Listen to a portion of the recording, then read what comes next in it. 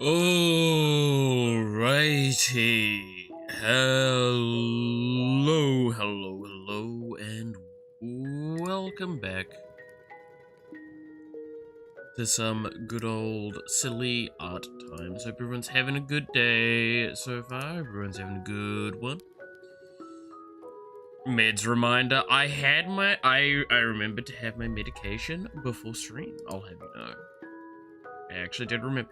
I say that, I still haven't remembered to go pick up my script.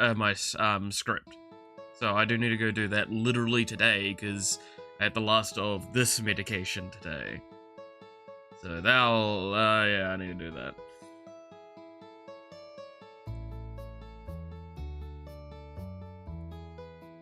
But I did remember to actually have my medication.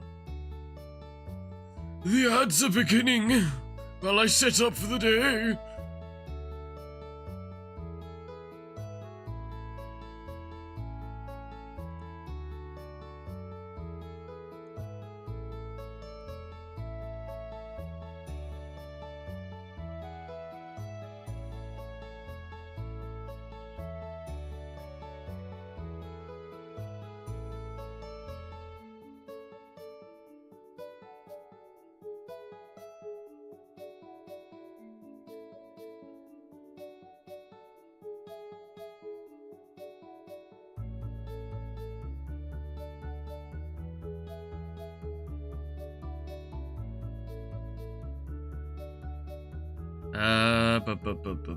Sorry, I'm just currently looking at a bunch of, like, crap at the moment.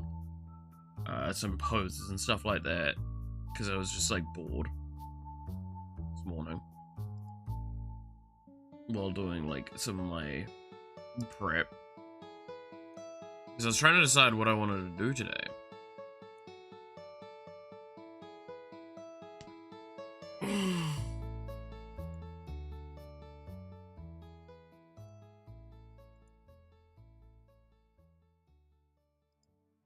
So now I have a bunch more poses to work with.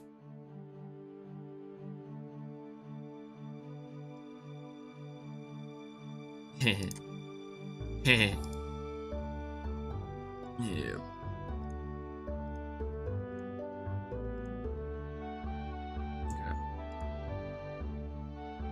And then some individual unique ones.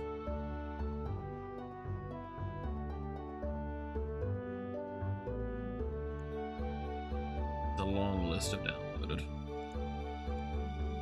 Alright. What do I want to do today? That is a good question.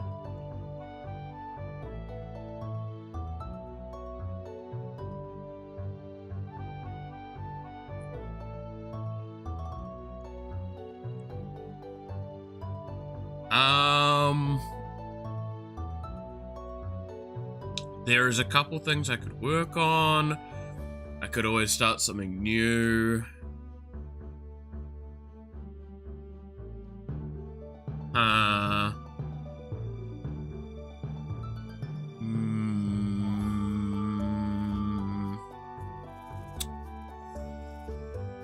Yeah, what is the choice here?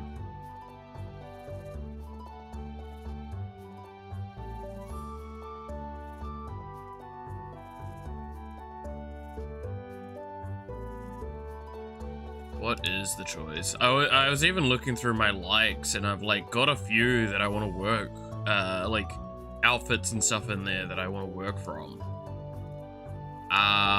But I'm not feeling it quite today. Those. Well, there's a couple of them I need to check with people about. Can't do that right now.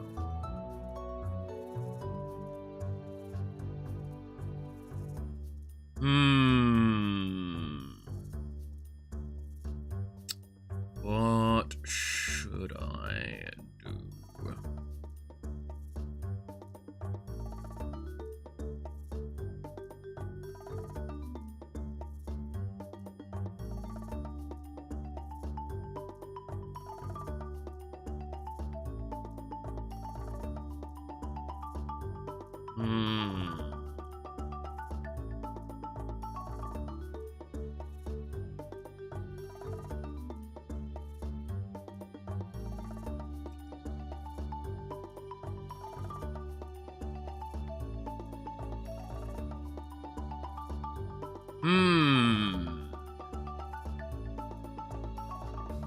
The choices. Too many of them, I swear.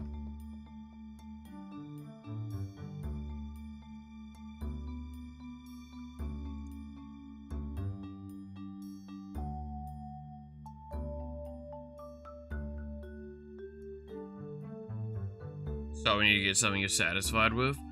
Yeah, maybe do something like that. Like, it's one of those ones where I'm just gonna have a quick squiz around what I've got now available to me.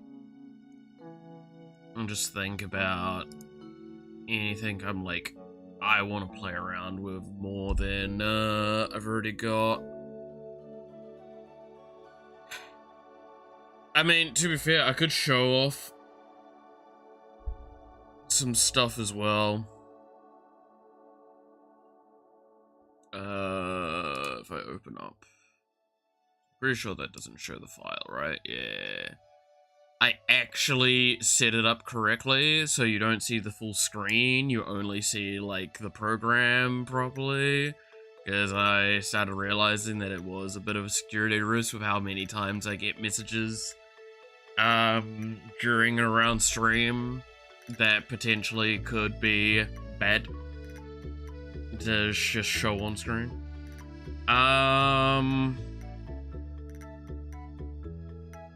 So many pieces that I need to finish, but a lot of them I don't want to finish on stream.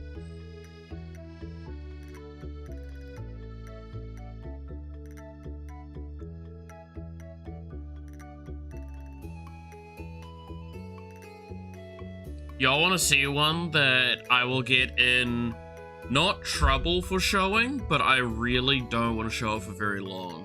You guys want to see a sneak peek at something? You want to get like a really cool treat?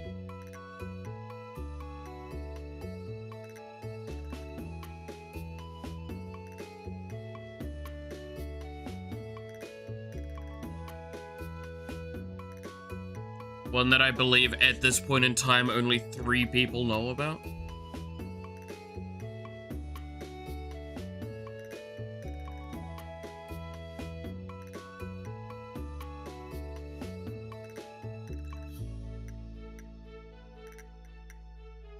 It's gonna show up in the VOD. Oh, I know, but like, my VOD watch rate is very low. As well as I can always go scrub it off if I need to. Again, I'm allowed to show it. I have been given full permission to make it public if I want to. I just kind of aim not to. Because I don't really get a benefit from showing it too publicly right now. It's more about later. Alright. I'll just show it for a little bit, but... I wonder who that is.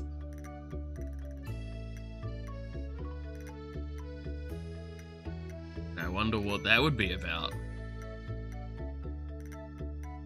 Anyway.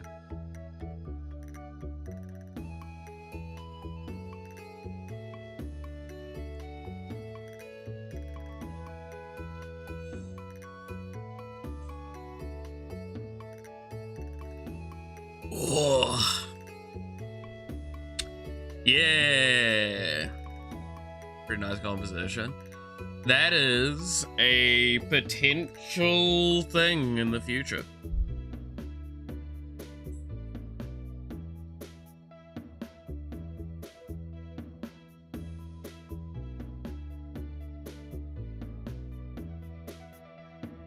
Hey Sweep, how's it going? Hey Jay, by the way, as well.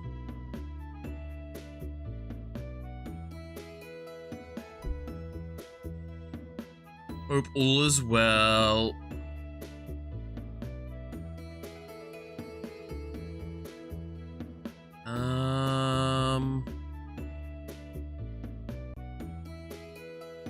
It's literally at the moment, the battle I have in my head of what I want to do today is like, do I want to just do another drawing of Yao, or do I want to do someone? That's actually part of what's the reason why I'm like stalling out right now. And not got a thing that I want to thing.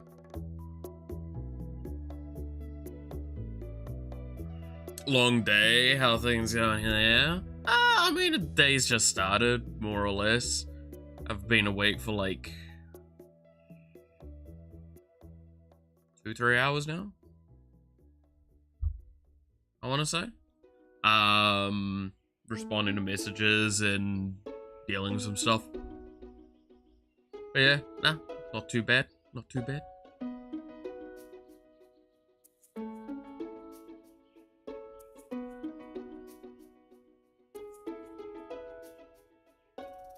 Aluminum rat or something. I do still have a few mouse pieces that I've been working on for some stuff. I do want to go back to doing that, but I do find that really funny that like there was a portion of time where it was like Mal and Iron Mouse were like the main ones I was drawing, and now Ya was like the main one I draw, partly because, by the way, I want to stress, this is how my brain works. When I do something ironically for too long, it starts becoming second nature to me. So like how I say scones, right? It's because you don't say scones, you say scones. No one says scones, but I say scones. Because I said scones, scones for so long. It's become that case where like I ironically drew Yawa fan art because I knew she liked it, but it bugged her. To the point that I've drawn so much now that because she is better, like because she's like very close to the kind of body shape that's like how I actually design my stuff by nature, it just ends up being like, I'll just draw another yellow piece. Right? That's how you pronounce scones. The original style of pronouncing it is scone. That is the main way. The thing is, even the, like in Europe, it's not pronounced scones consistently anymore. It's often pronounced scones, scones over there as well. But over here, it's pronounced scones by default.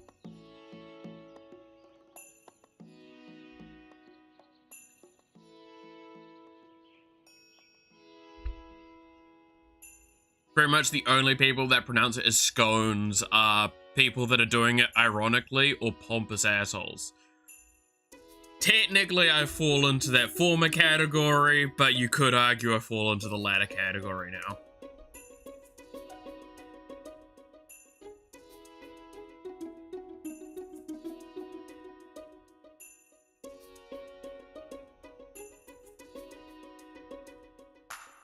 Oh.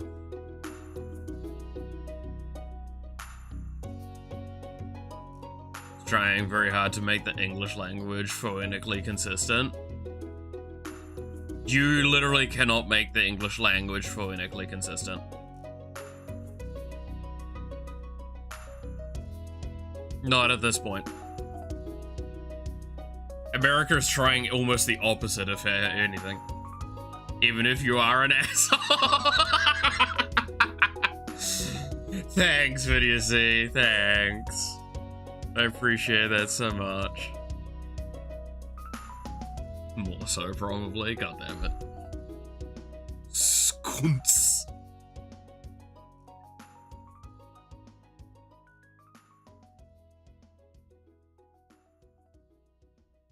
Like, the other problem I have is, again, like, so there's a couple of outfits I've been, like, tracking. I say tracking.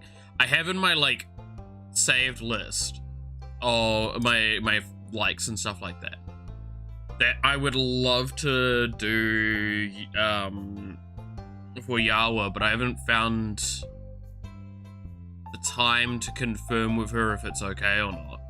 One of them I'm pretty sure I got her to confirm, but I haven't tested it yet. I haven't double checked, and because Yawa's away, I'm not going to test that because one of them was I believe I can just copy paste it here quickly to show it.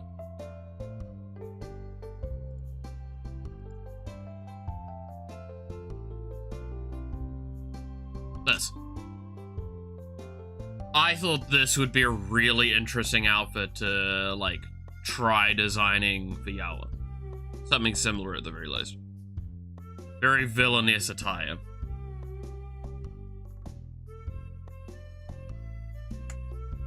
But I thought that would be a fun one. Think I got her to confirm it, but...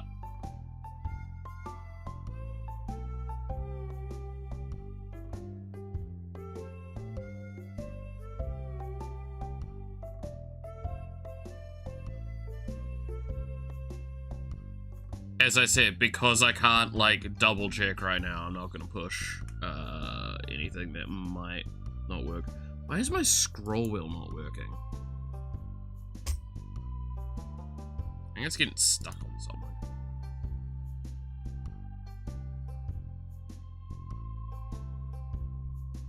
something. Villain arc outfit would be fun. It would be fun. I mean, to be fair, I still keep demanding that she gets the Yawakuza outfit done at some point. I did draw Yawa in elegant but much simpler long ago. Yeah.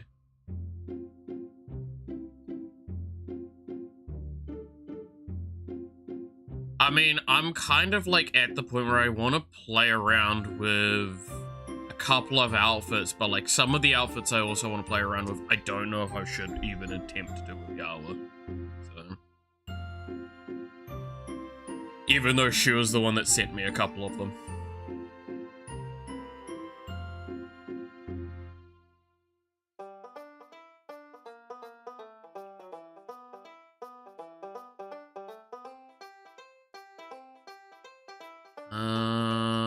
Yeah, I don't know. Are there any poses that really stick out to me, especially of the new one? None of those.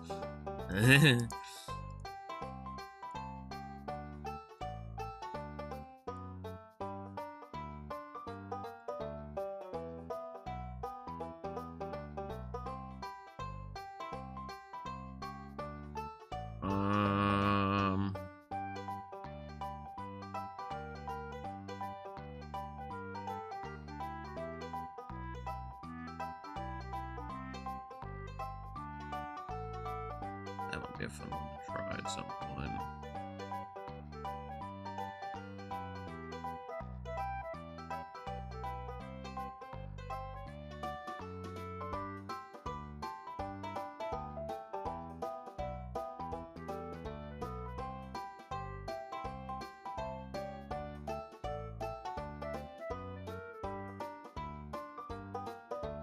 Actually, to be fair, wait, going back to that villain arc comment, do you think we would be able to convince Yawa to even attempt to try and be a villainess? I feel like she'd struggle so much trying to put that, like, kind of personality up for any length of time.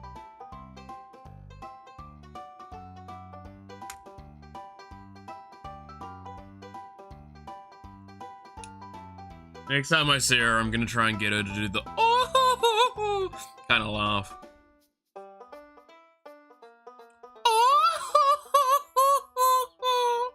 I want it known I am putting my hand in front of my mouth while I'm doing that. In the perfect way of like the hand slightly collapsed. You know what I mean? You all know what I mean. We all know what I mean. Going by the RV streams, yes, that's a good point, actually. To be fair, Yawa is incredibly mean to me in some of those streams. Admittedly, I play it up.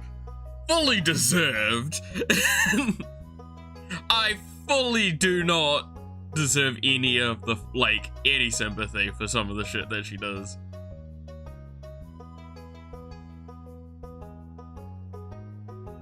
But also, I can't believe Yawa bullies me.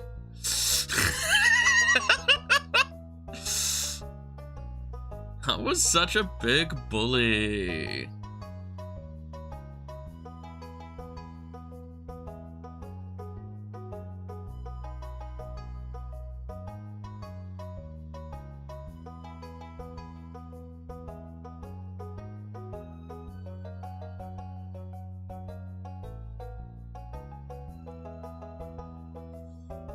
Okay, I have an idea.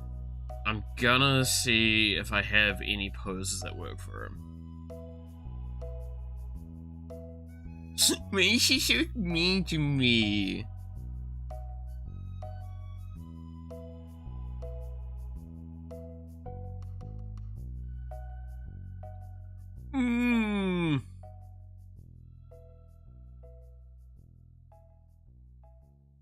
I can't believe Yawa bullied me.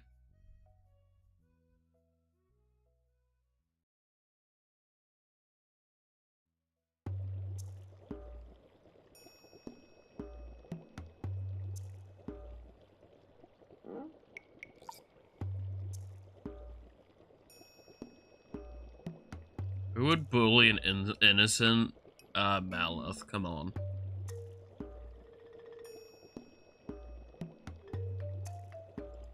What did Malith ever do?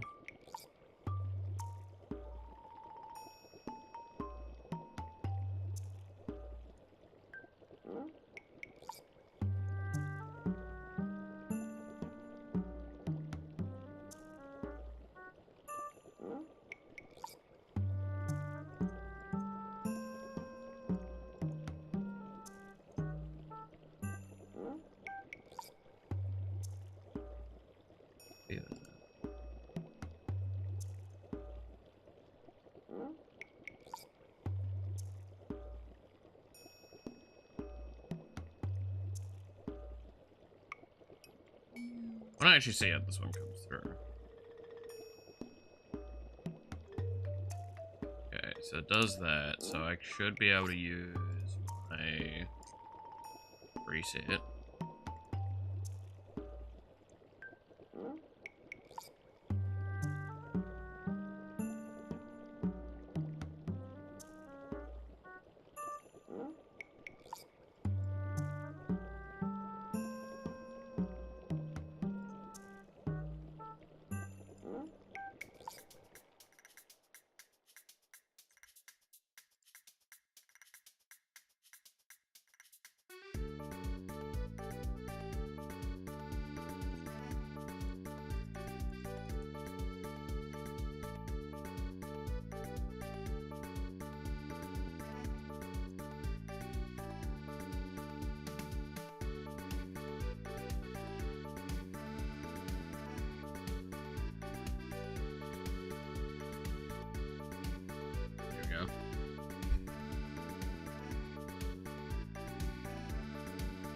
That should do.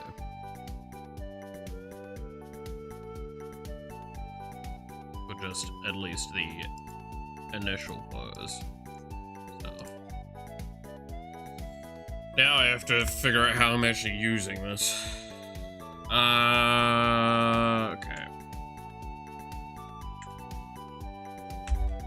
What parts of this actually work? So.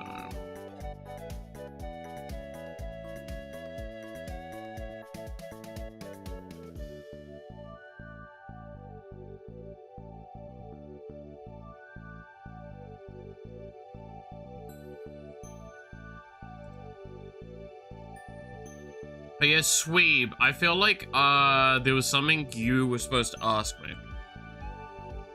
Am I wrong? Like, I feel like we discussed something and I'm supposed to show you something. And I'm having a moment of remembering that far, not the rest of it. You wanna marry me? Sure, why not?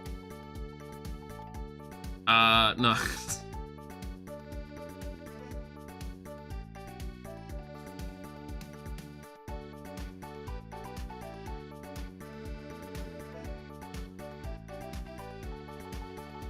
Why are you so handsome? Yeah, sweet. Why are you so handsome?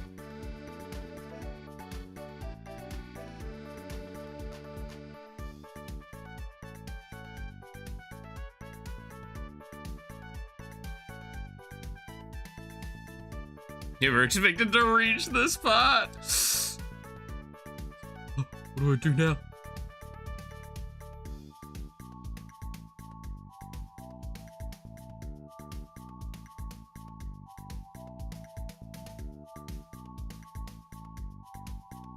Never expected to get this far.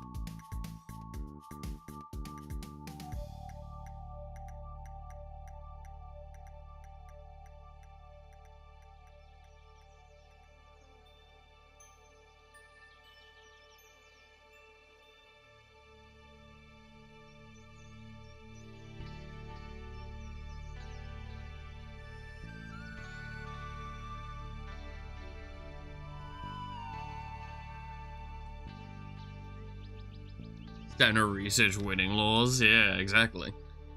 Advice on how to do the last line of the last sketch. Oh shit. Yeah. So what I do, I think you use a different program to me. I can't remember, but like if we're just using what we've got here as a very loose example point. So if I come down to the bottom here, so I'm currently using a raster layer. I will then switch over to using, so let's just like kind of dull this out and hide this one. So this is what we've got, right? If I'm going for like clean lines, I will then go to a vector layer. And then I have this custom pen that I've got here. In the pencil line things, because this way I could, work with post-correction. I have a set amount of post-correction, decent amount of stabilization, anti-aliasing on none, whatever the brush size is that you want to work with. And then that way, when I draw this, you can kind of see that it does a little bit of cleanup. Like, just very slightly on the back end of it. Now, this is where I will warn, there might be a perfectionist problem that comes up with you on this, and this is what happens with me, and we see it all the time. So what I've done is to try and prevent the, like, this issue, where you're, like, drawing the same line several times over, by, if I hold control, because I'm on a vector layer, I can treat this as a vector line, and I can adjust it accordingly. So, you can see here, since I overshot it, I did that.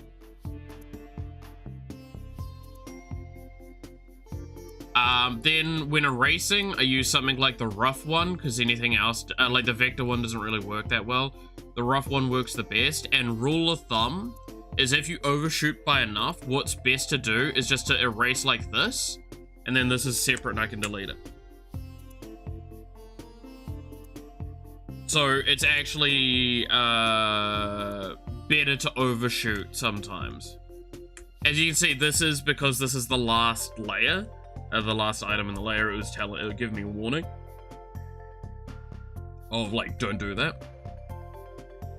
But this is how like I do that like later stage of everything, is I kind of use this pen, which helps curve things out a little bit, but then I can readjust it further.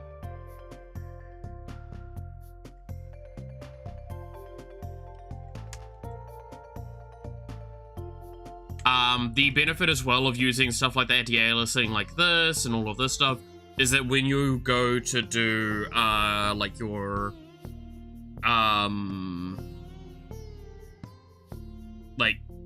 whatchamacallit, your color layers and stuff like that, you can use it according with that. And it makes it a bit better to, like, cleanly fill in around the lines, right? Like, if I do this, let's give it a little bit more of a thing. And then I create another layer real quickly, and we're just going to toss that underneath. Then I go to G, and then I just toss this to red. You can see that it actually goes up quite cleanly because of the rule of the stuff that I have in here, like fill up to vector path. Which, again, reminder, the vector path is inside of the line. So if I actually hide this, you can see that it goes past where the vector would be. It goes up to where that vector line is at.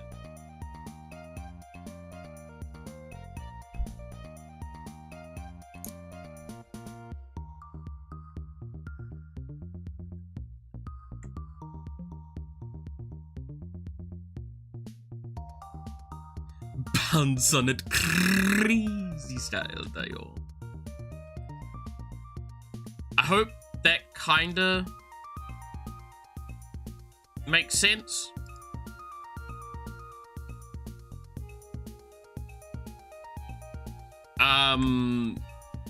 Now, obviously, there's a lot more to it all, and there's a lot of other little bits and pieces, but, like, based on what I believe you're asking me, that's the suggestions that I would probably put forward to you to help with what you were talking about.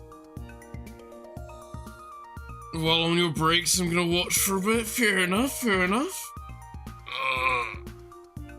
Hope you're not causing too much problems there, Devil. Well, since I want to take some time to complete it, I'll give it a try. Yeah. I mean, that's why I was, like, kind of saying, like, do pop by for that next, yeah, I'm remembering. Stop by for the next art stream so we could talk about this on the stream so I can actually show you some of that stuff. Because like, as you kind of said at the time, it's like, there's a chance that you weren't even going to get much further with it, between, and I'm like, cool, if that's the case, then yeah.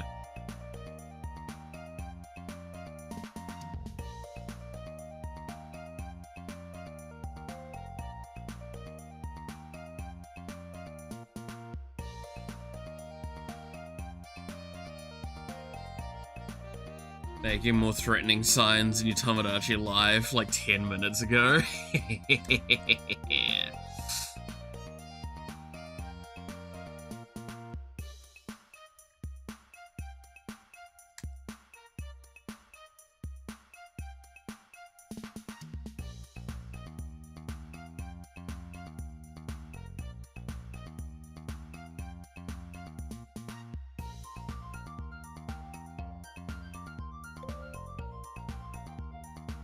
Wait, why did my VTubers studio just crashed on my phone? What the hell? That's wild. There we go. Okay. That was very strange. I don't think I've ever had that happen before.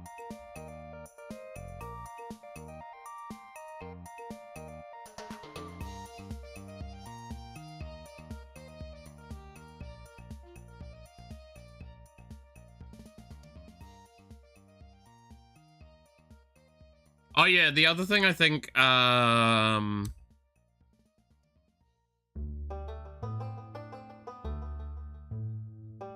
was talking about as well, when it comes to, like, doing stuff, if you're not too confident with doing,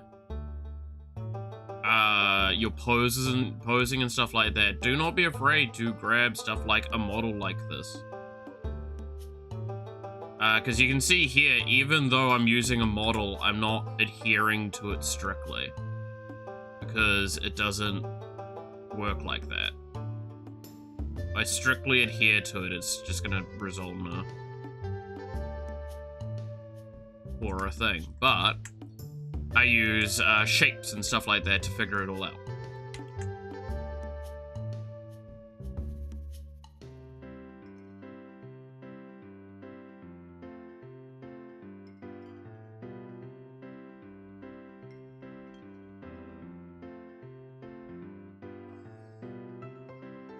Also, the thing was said about people flying from to Denmark to marry a foreigner is messing up your mind. Like, was it too many people wanting to marry foreigners, or the other way around? There's a lot of that sort of stuff in an international setting, to be fair.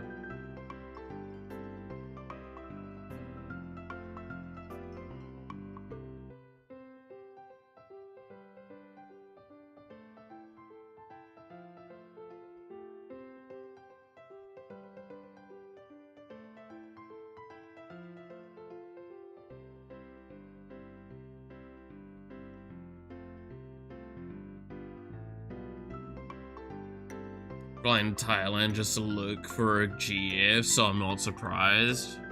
Jeez. To be fair, I'm someone, and I say what you want to this, but like, I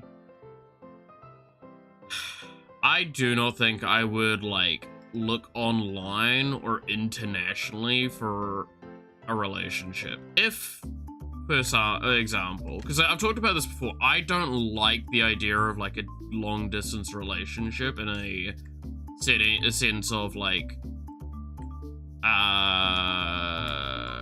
a romantic one, because I am a bit of a, like, desiring to be in the same space.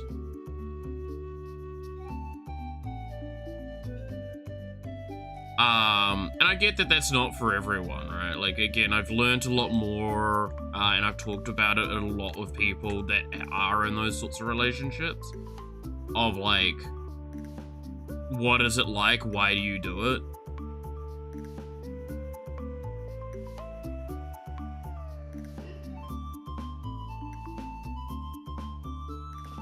I don't think I could survive doing a long-distance relationship like that again. Because I've kind of been in one or two a little bit before. But I've been in relationships that got to being put into long-distance relationships. So, more that.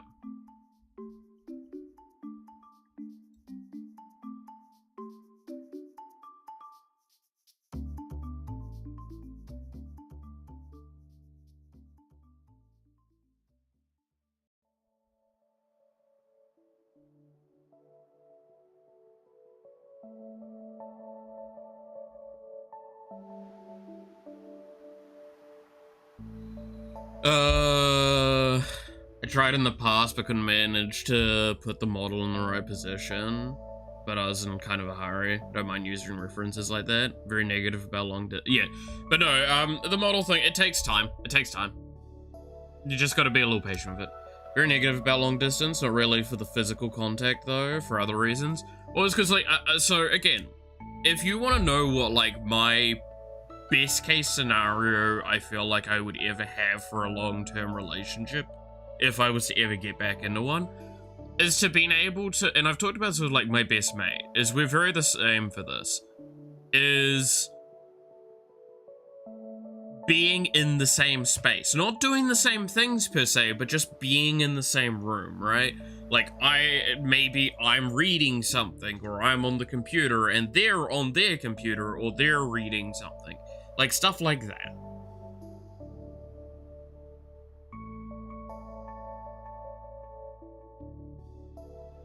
And then, like, the ability for the other, because I know I pay more attention to myself and the other person when there is obviously the other person there.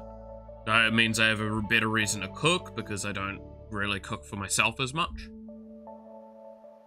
I just cook whatever is necessary to survive, whereas I'm putting in a lot of other things, right?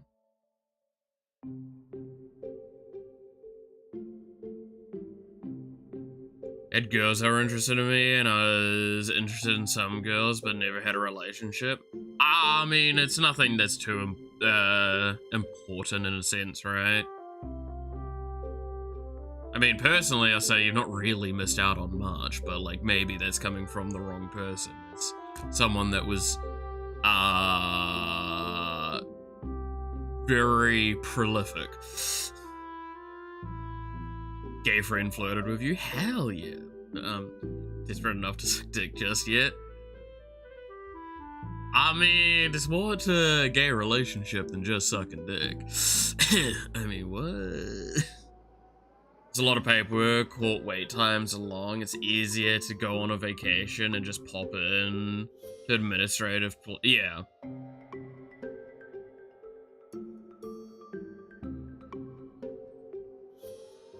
My gayest year so far. I love that you can have a rating like that. But no, again, I'm someone that doesn't per se want physical contact, but I want atmospheric and, like, environmental space with partners, right?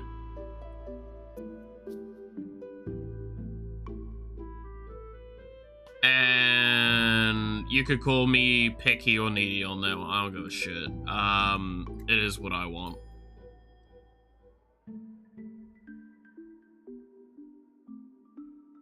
You're not gonna play past the controller? Oh, I love that. That's actually so good. No, that's perfect. Can we just give, like, an honoring there for Jay? A feeling of belonging sport. Yeah, exactly. Everyone has their preferences. Exactly, right? Which is why, like I said, I'm not looking for that kind of relationship at this. Well, I'm very much not looking for a romantic relationship. When you've had a bad, like a very negative relationship, it's really hard to want to get back into one.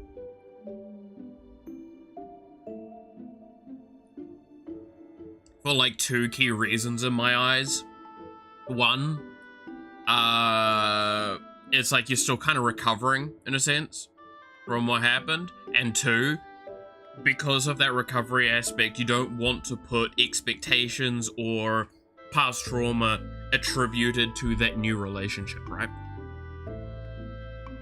Like, you shouldn't be in a relationship and thinking about your past relationship too much to the extent that it might influence the new one in a negative way. One of the examples I see with one of my mates is a person he's with now clearly got cheated on in the past, and it makes it really hard for him to like go like, oh, no, I'm just gonna go hang out with my mate. And it's like, oh, is that all you're gonna go do? And it's like, yeah. What?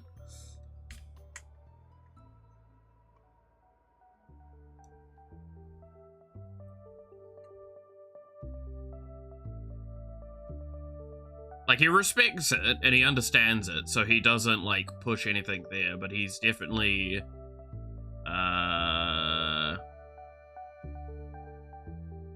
you can see it taxing him a bit. Right?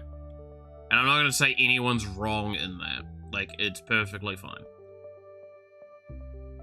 Feel sorry for him. Yeah, he's fine for the most part with it. Like, it is what it is.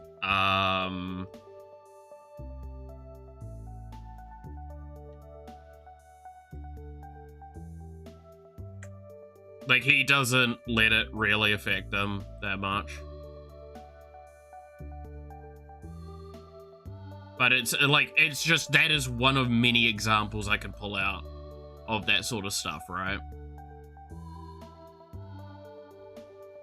Which is why, like, one of the most important things for a partner to do in a relationship is to inform the other about trauma, so the other can help just go, no, don't worry about that, right?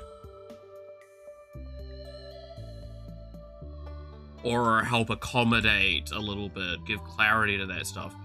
The more you keep secret in that sort of setting, the worse it is for the both of you. I know the ads are playing, so I'll kind of repeat this in a moment, but...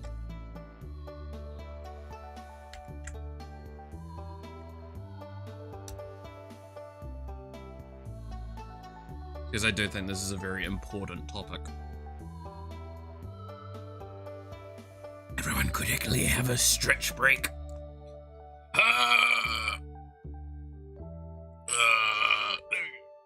Of course, the ads end as I'm doing the stretch. Hey, Flash, it's going alright. I hope all's well with you. But yeah, like, at the end of the day, that is why there has to be, like, very open communication in any form of relationship. Is the more you keep secret about some of that stuff, like, you don't have to say everything, right? Like, this is the point I also want to acknowledge with what I'm saying. You don't have to say everything, but if it is something that affects both of you, you need to talk about it. The failure to do so is where a lot of relationships fail. There are some talks that in early relationships can just be as just as uncomfortable as necessary. Yes. I got Mickey D's spicy chicken McCrispy. It was good. Nice. But yeah, no, it's one of those important things. Again, if you're in a relationship that's like somewhat sexually active as well, like one of the points I've always made to some of my mates when that comes up in discussion is that you need to set rules and boundaries and understand what the other person wants out of it and find the middle ground, right? There was a website, see if I can find it really quickly. I think I've talked about this on stream before. but there's a website specifically that I always reference with this stuff. That is like, it helps break down what your fetishes are.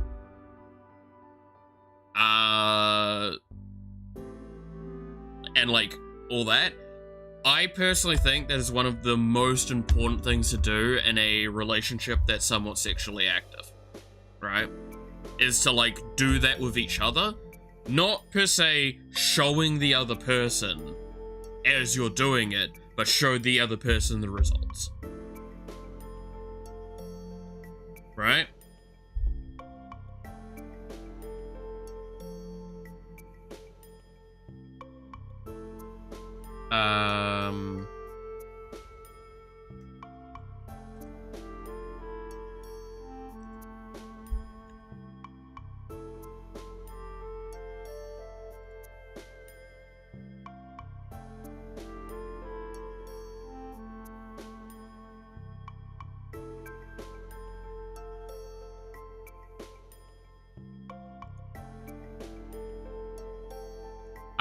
I think I'm gonna have to go look like really hard for this.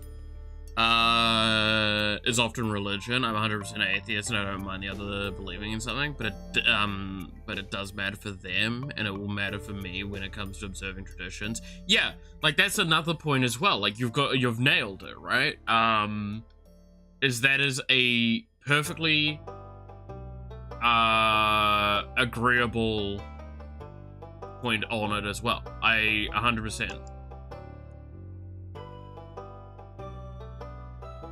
Like, I agree with that. Religion is another thing. I mean, that comes to rounding out to culture as well, like societal beliefs.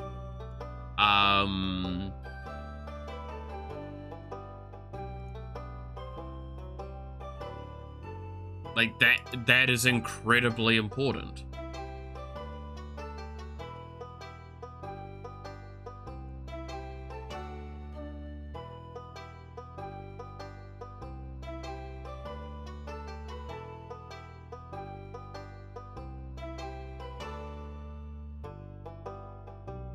Atheist with a Christian family and a Muslim uncle. I would not mind religious traditions as long as they are not enforced on you.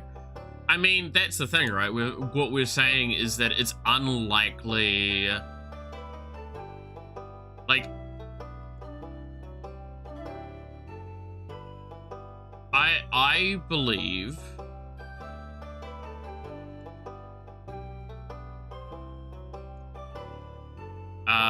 Yeah, no, I found the website that I was thinking of. It's literally bdsmtest.org, in case anyone's curious.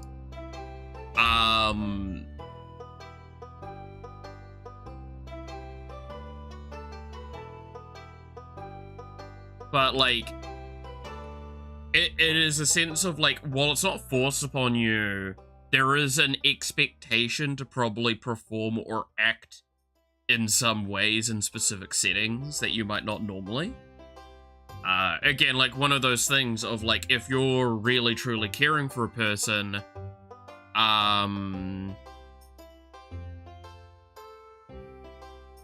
like would you, yeah, it's kind of Sweeb's already directing as well. Like my example was going to be like, would you go to Sunday church? If you end up dating a Muslim girl, would you give up alcohol, pork, and celebrate Ramadan with them, for example? Would you want her to not involve you in that? Like, it's like, if you're in that relationship, it's like, okay, the question becomes, there needs to, like, again, this is where negotiation has to happen, where a level of compromise will need to be put in place. Now, one thing I want to point out is something that is basically why I complain so much about my upbringing, is that when I was growing up, the word compromise meant you as the individual just have to give up, right? So constantly I was told like, no, you have to compromise. Not find the middle ground and compromise from there. No, you have to compromise. If something doesn't work for you, but it works for another person, tough shit. Whereas realistically, a healthy relationship will do their best to accommodate. So As an example, it might be, okay, I don't want to give up alcohol, but because we're eating together, I'll give up pork and I will celebrate Ramadan with you, right? That might be the negotiation that you put forward. Like, again, it will be case by case basis. As we've said there as well, yeah, like, there's no right or wrong answer. It will be, every relationship needs to find their balance, their way of approaching this situation and or problems. Like, I can't give you a grand sweeping answer on that. No one really truly can. The answer is, like, the best answer that can be given is literally the talk with them, find out, like, where you all stand and where it all is. Because realistically, and I mean this with, like, I'm gonna be potentially both either an asshole or too romantic with what I'm about to say, but if you truly love them and you truly want to be with them, you'll be able to compromise. You'll be able to find an answer.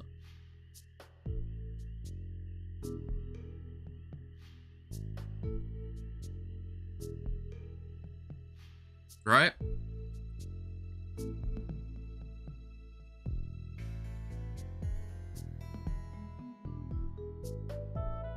Like, that's the point to be made. Is like, if it was going to work, it's gonna work. You'll find the resolution.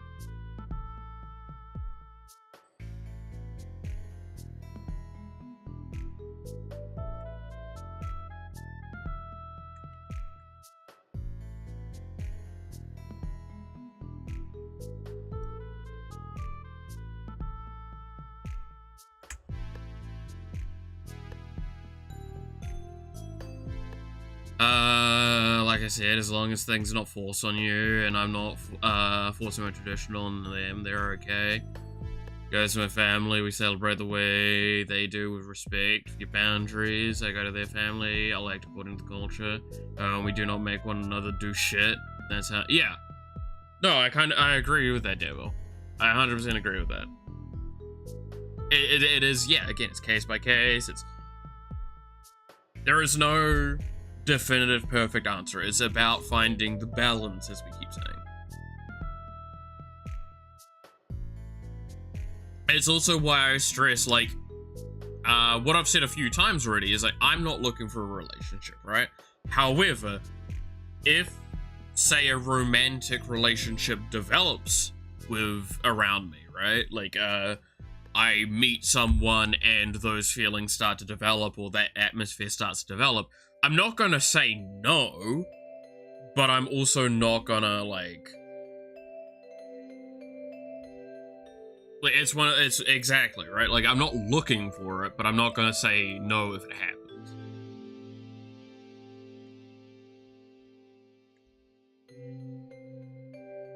But I will also have to, like, stress, if I got into that situation, that person needs to understand what they're getting their head, like, getting into. I don't know if I'll recommend that to anyone.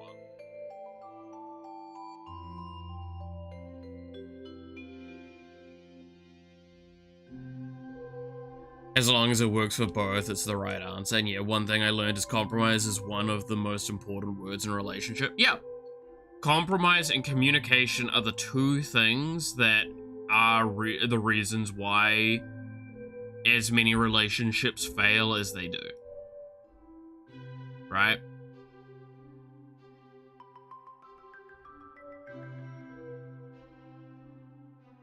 Because it simply comes down to that. If a relationship can't effectively utilize those two things, oof. It's making me act up, so I gotta go to... God damn it, Devil. The feet. You said feet? Oh, wait, too far. There we go. There's your feet. No.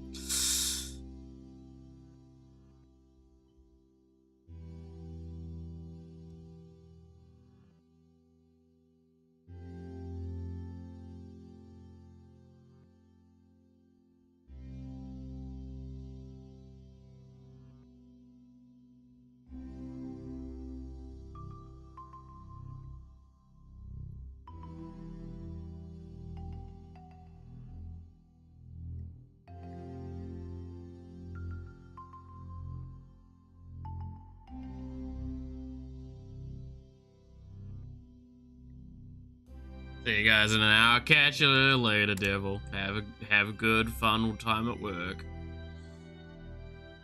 But yeah, no. I think that's like most of that stuff that I've just said, by the way, is like the stuff that I think is very important in like the modern day. Whoops, I didn't realize I was already on the next layer of drawing.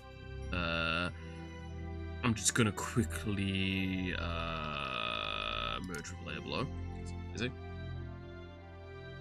I thought I was just doing more of that. I completely forgot I had already started that next layer.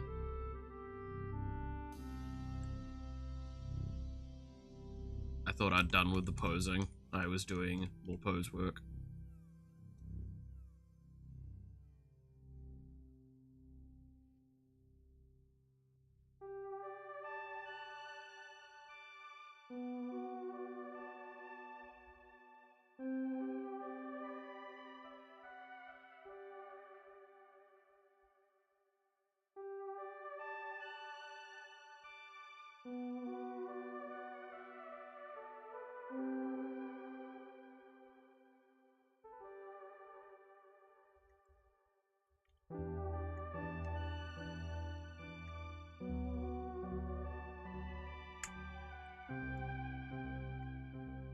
Alright, there we go. Now I can probably move to that next layer. I can remove that, and we have everything that's important.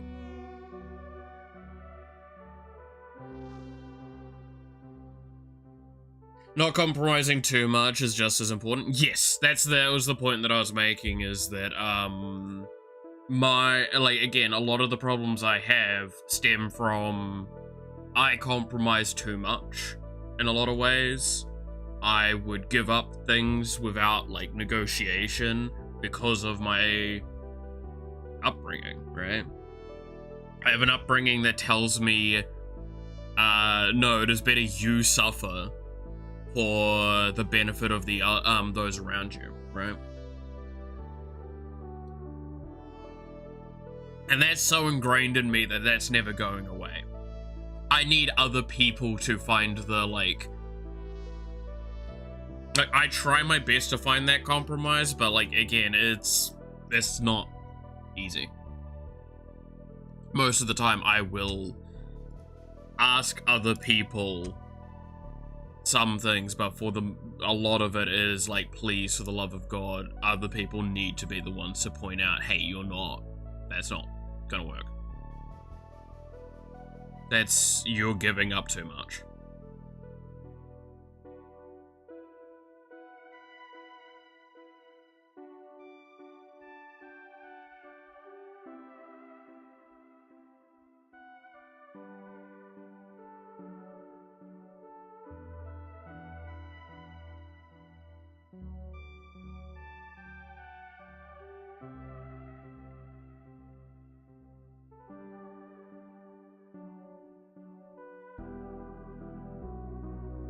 Now, again, the benefit I have is that I'm more or less self-aware of a lot of those sorts of faults. So if the other person is aware of them and they point them out, I have an easier time of, like, working through that. But it doesn't mean that it's part of my initial, like, thought process. Again, I'm horrible for thrashing myself on things. I even had a conversation with Bug this morning. Well, started technically last night, and then went into this morning about an issue that I've had recently. That I'm not.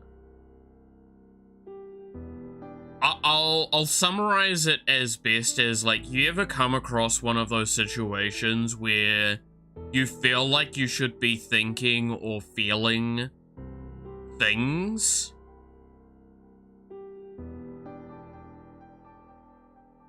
but you just aren't.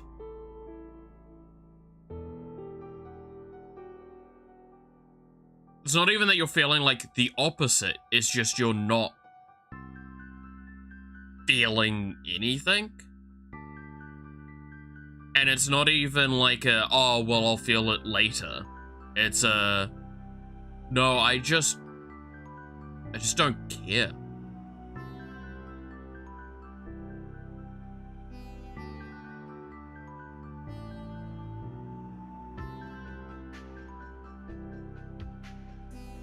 every day, sadly. Well, I mean, yeah, it's something that is, like, I've learned to deal with for the most part. But there is something at the moment that happened that,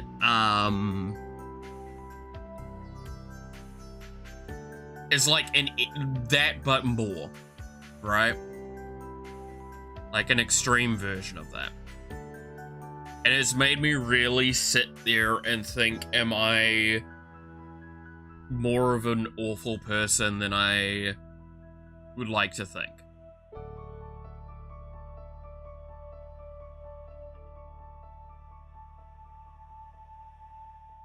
That's right. Along those lines, but like very, very extreme.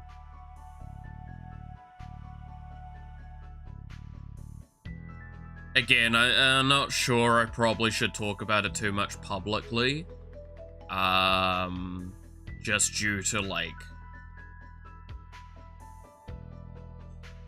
It starts getting very close to, like, problems that I've not been too comfortable with sharing on stream purely because I don't want to, like, make other people feel like shit. Is that the best way to say it? That's why, like, I even was very tentative on how I talked about it with Bug. And Bug's told me before, like, don't worry. I mean, hell, I really didn't want to bring it up with Yawa.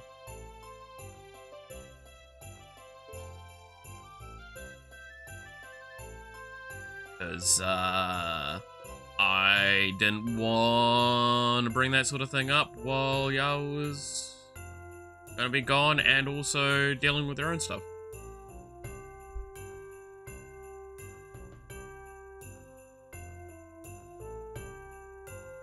Because, again, it's one that's like, everyone I've talked to about it has gone like, oh, my condolences. Which should pretty much give you the answer of what it was.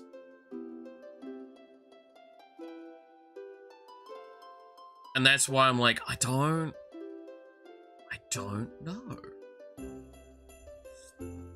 Hey, Eugene. Pills here. I have had my medication, but I do need to remember to go get more medication because that was the last of that script. And I haven't renewed my script yet. I'm supposed to do that on Monday. It is now Thursday.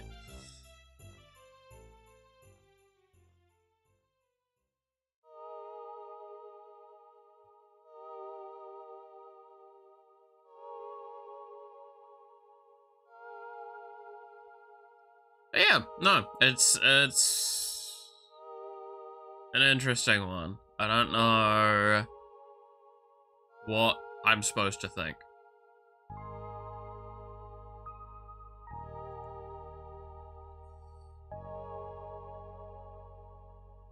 I don't know.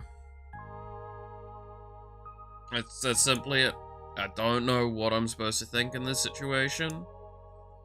Well, no, correction. I know what I'm probably supposed to think, but I'm not thinking that at all.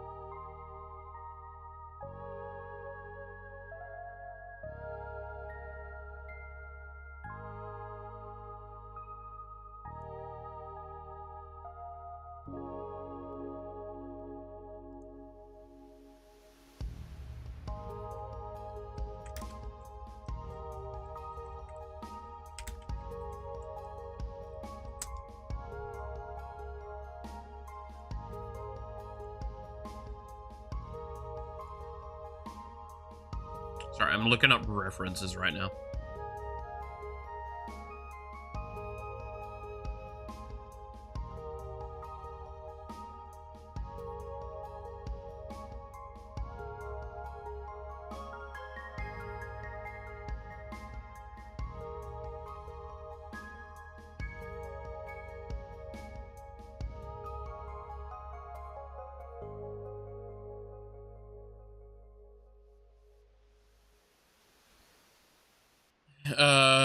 The few other times this topic popped out with some specific people, hence pointed it in the direction of you focus so much on what other people feel, you numbed your own feelings, but I also think it's straight up a bit of character trait.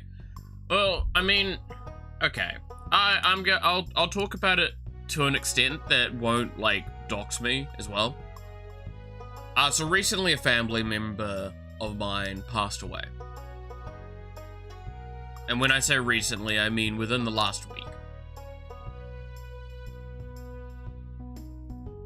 I'm not gonna say who or anything more than that, because that's just a thing. But yeah, no, like, as you did there, sweep. Everyone's been giving me condolences. I'm gonna be honest. I got told this by my best mate, because he's the only one that's got contact with my family. For the reason of him being a third party, so I don't have to deal with them. And he's like, oh yeah, sorry to give a downer before we go on our trip, because this was when he told me. And I just respond with, I just don't care.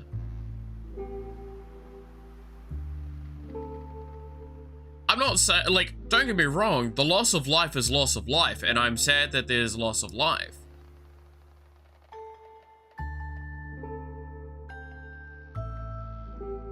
But, like, that's it. That's the cap of my caring.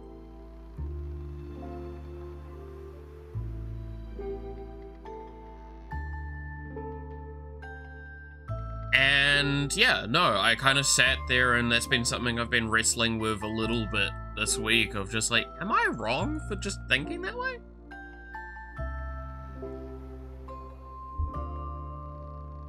It's not only for those past, but those who remain. Yeah. Oh, I mean, I've seen my fair share of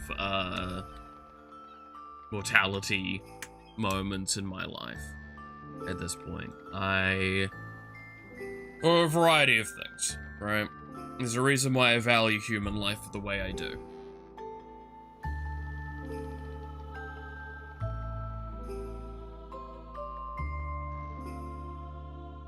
Because I can tell you now, I didn't always value human life the way I do.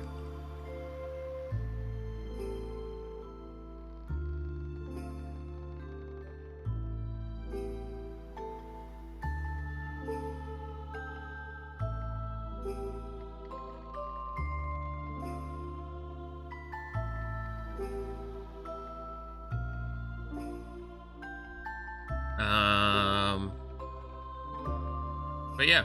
No, it's one of those things as I'm like, it happened. Now, admittedly, I would like to hope a slightly unique thing with my family in that I'm not exactly very close with them. And in fact, I've cut almost all ties with them. So there's an argument to be made that's possibly why. Don't feel anything with passing away. I love them and have fond memories of them. Sometimes I miss them, but that's all.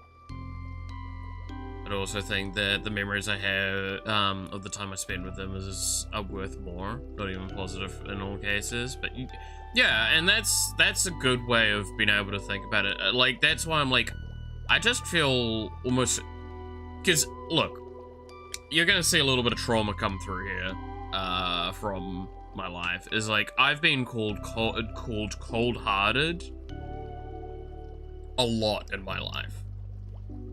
So that's partly why I'm questioning it as much as I am. In fact, that was one of the main reasons my last relationship did fall so poorly over, right? Is I'm someone that thinks highly logic-based,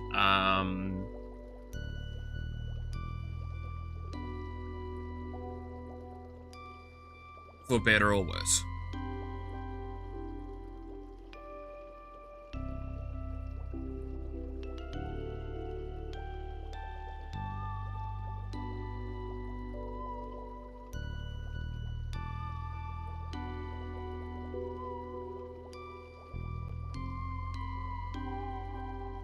And it's moments like these that I'm like, are they right? Am I just an asshole? Am I just a cold-hearted, awful person?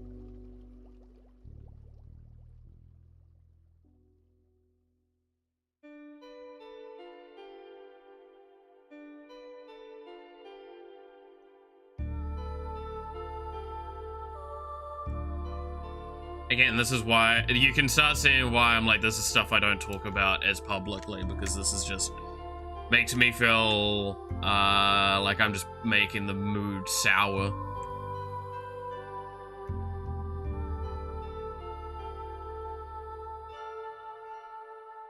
Don't like emotional policing. Can't bring myself to think that. I don't know. I'm very negative to myself. I acknowledge that is a problem I have.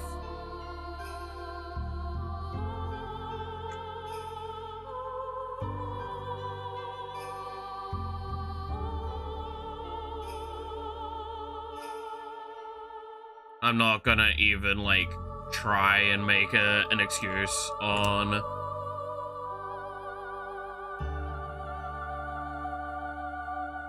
any of that.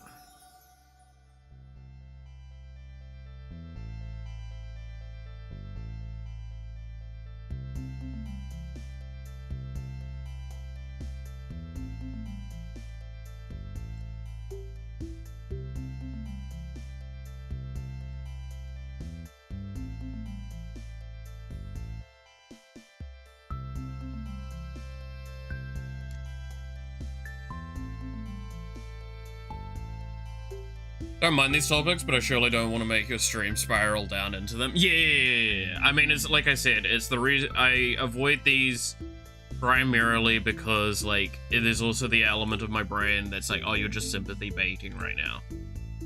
I'm like, well, no, I'm talking about a topic that I would like to talk about because I think there's a discussion topic around it that can be quite interesting. Right? Like, I think there's a lot that can be explored from one's own psyche when it comes to a lot of this sort of stuff.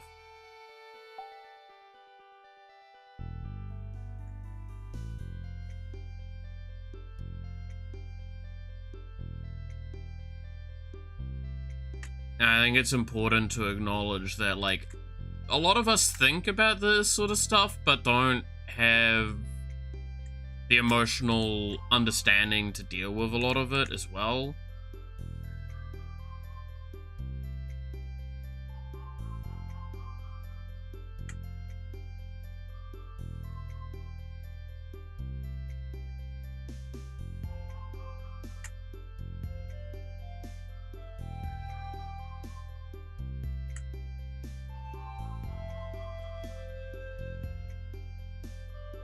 The only bait I care for is your programming socks.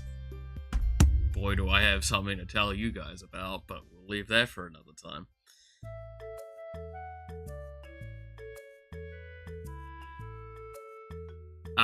Don't say you're sympathy begging. This is your place. Well, no, that's why I say, like, okay, I've talked about this element of it before.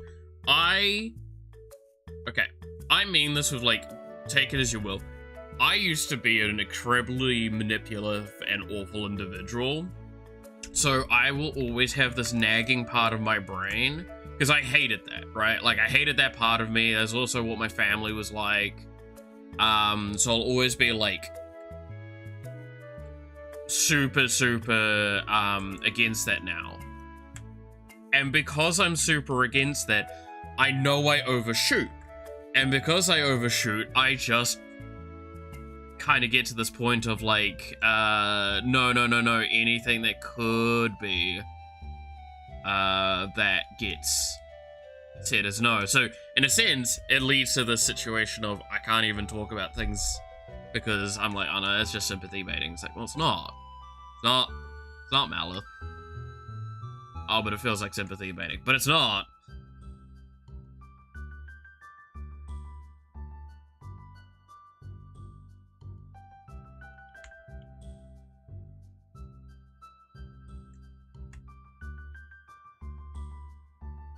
But it feels like it. But it's not. Anyway.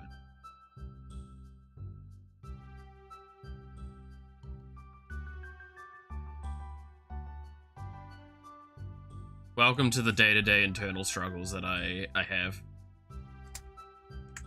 Congratulations. Tell me he's gonna show us them socks. Potentially. I mean, to be fair, I did promise a lot of things.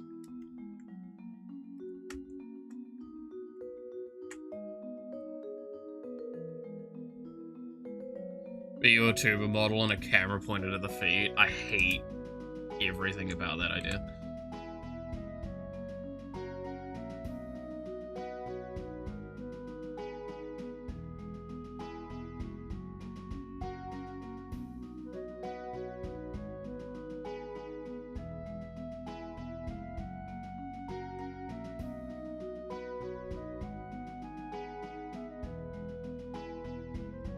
I cannot express how much that idea makes me just go like, ugh.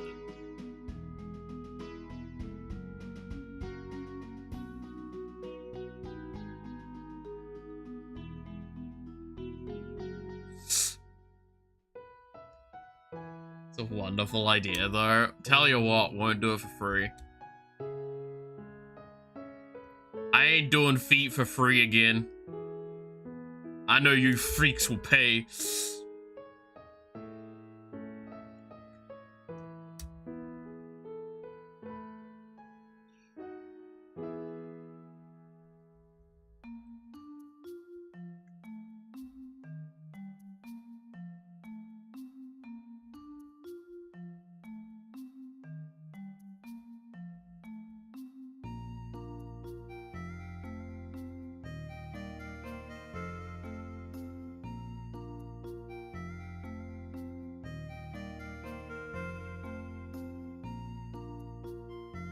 After I got burned, I will only pay if I can sniff him.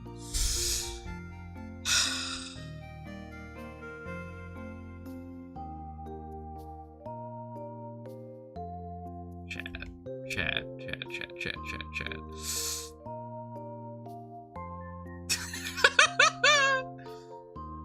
Also, what do you mean again, Sweeb? Are you surprised at this? You think I haven't shown feet on stream?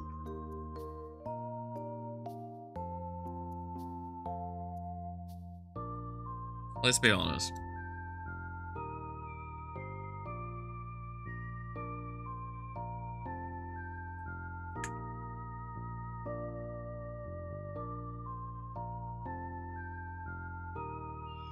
Oh, fuck.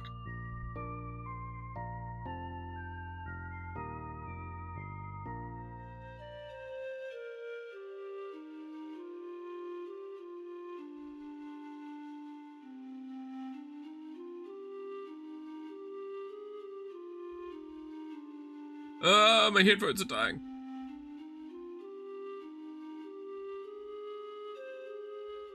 Okay, that's gonna have to be fixed up. Clips of it on Discord. This is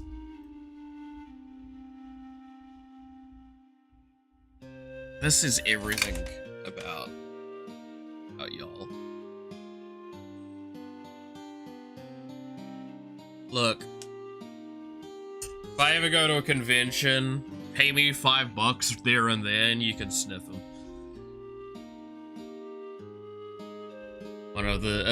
One time a tourist came and said show soul, and Malice will say not for free again.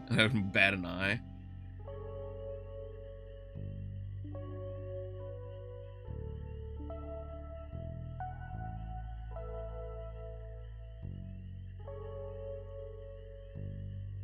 Which VODs do I need to avoid / time sense? Asking for a friend. Actual, like, oh my god, that's disgusting. Where?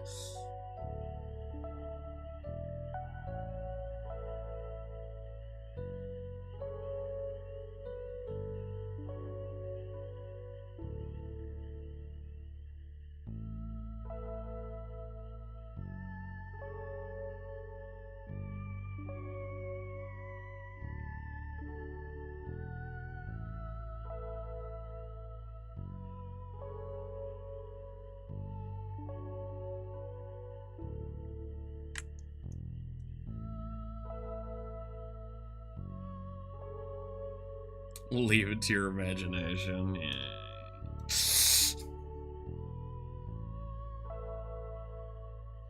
Sure, mole.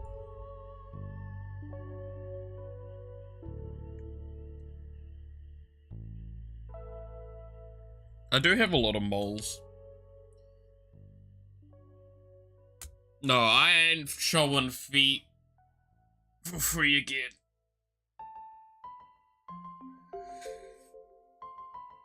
In fact, next time. Yeah, no, I figured. To be fair. That's on the other stream. I mean, what?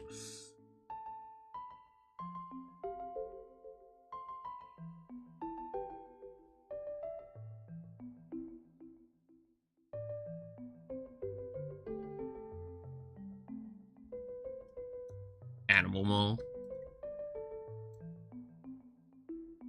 It's on Fansly, exactly.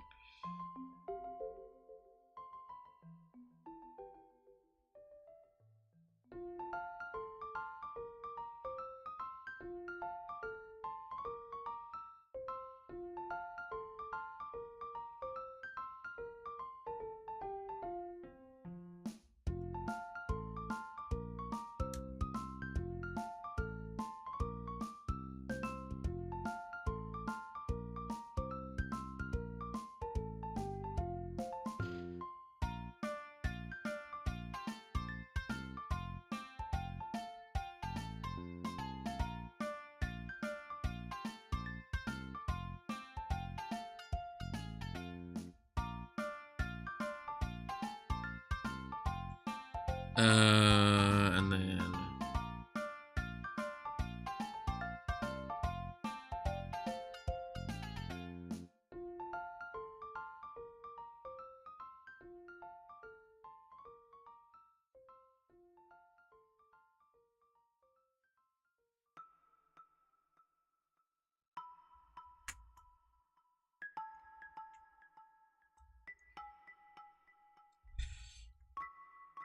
Y'all are thirsty today.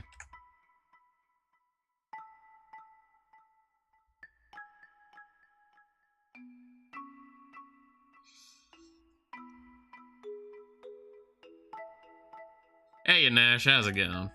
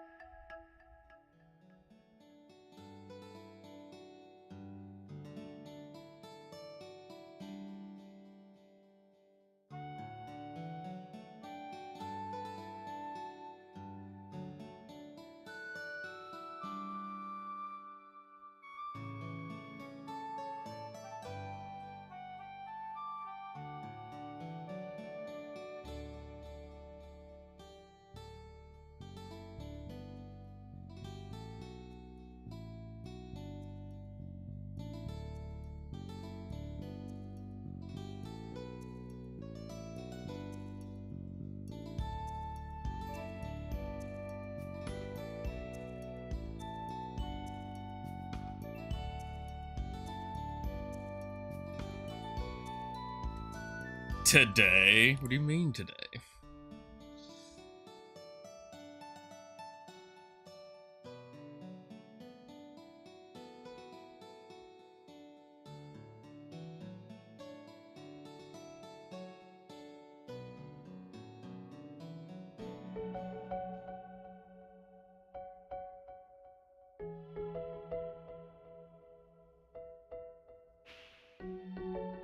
By the way, I'm surprised no one's, like, commented on the drawing at all so far.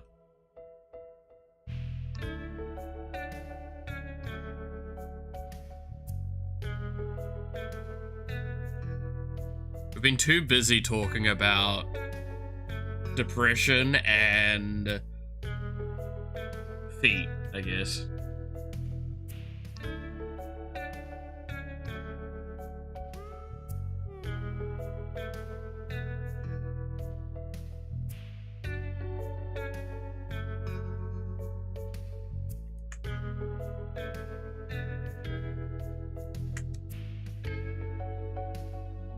Two highly related topics. Yeah, exactly.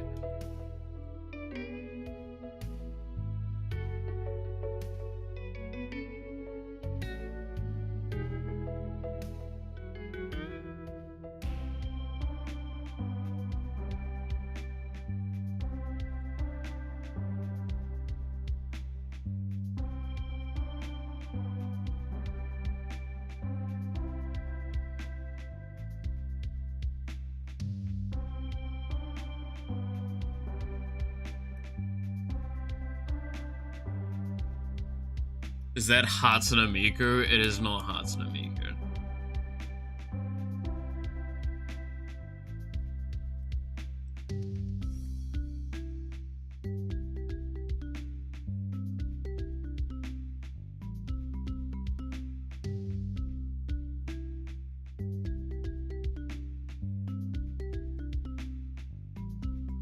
You cannot find. Spent the last 5 hours looking for this one song.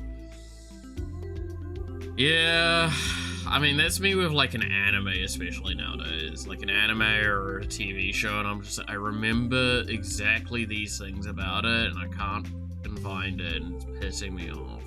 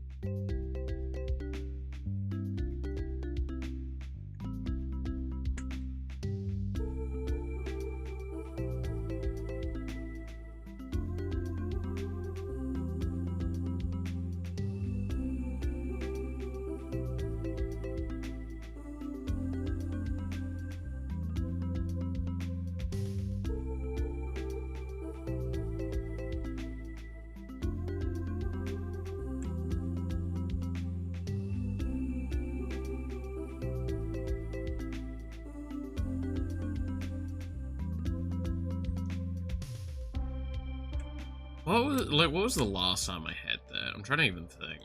Like, where I had something stuck in my head and I'm like, I don't know what you are. I think it was a game.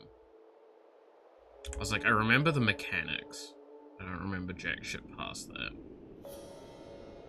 That was pissing me off.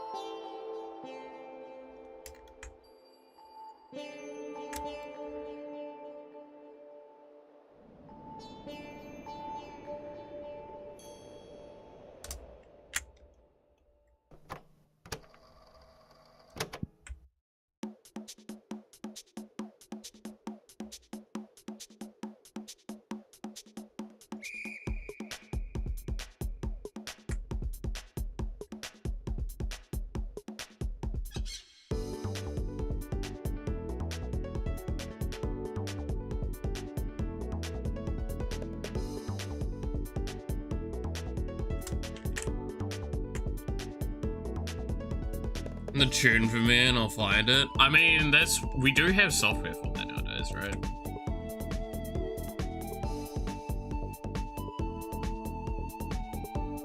Yeah, just hum it on in chat.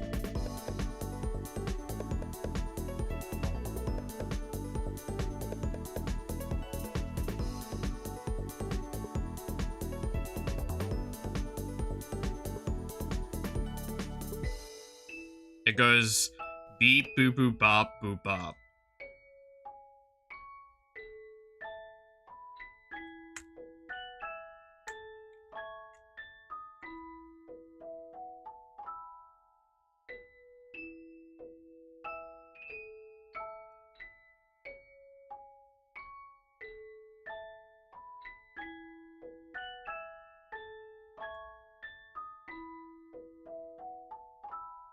Oh man, you're thinking of boop boop boop beep boop boop beep. Beep boop boop bop boop bop. Beep boop boop bop. Beep boop.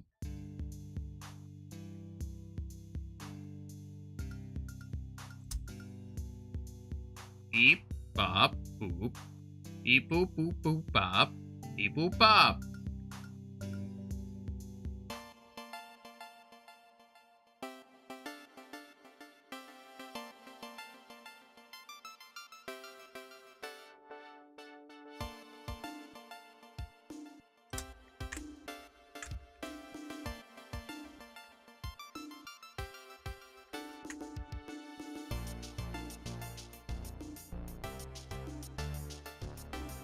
Bum bum bum bum bum bam ba bam bam ba bum bum.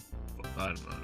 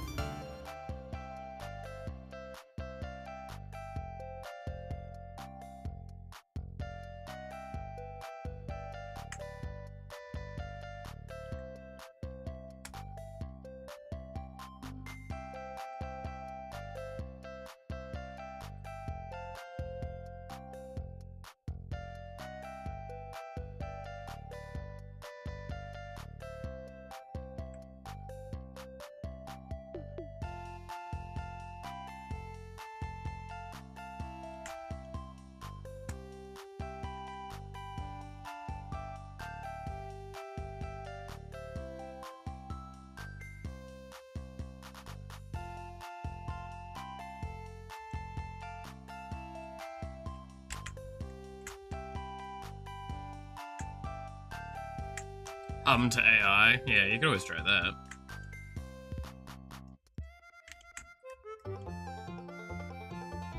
Okay, how much trouble do you think I'm gonna get in with this outfit?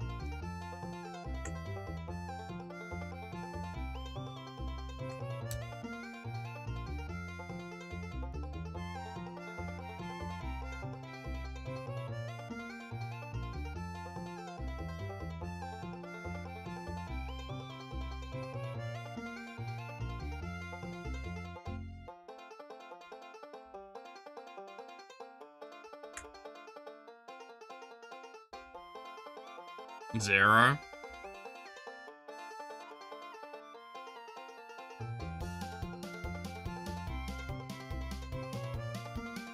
Is that Madoka?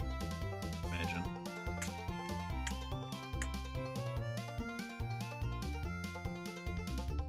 Madoka Magica? That famous anime girl thing that you show to kids all the time? Like, oh, I'm gonna show the kids some anime today. Oh, what anime? Madoka Magica? Oh, what's that about? Oh, it's magical girls, kind of like Powerpuff Girls. Oh, that'll be fine then.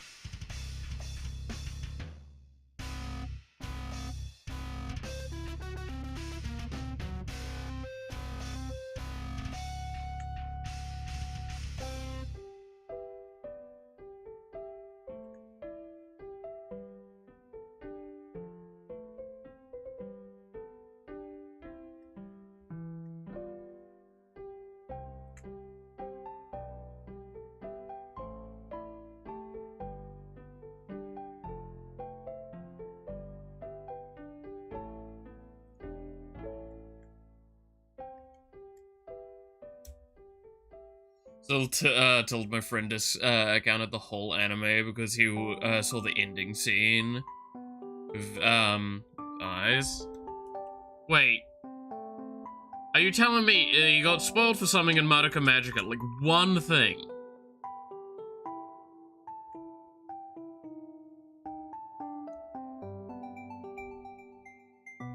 And decided, nah, the entire series is a write-off.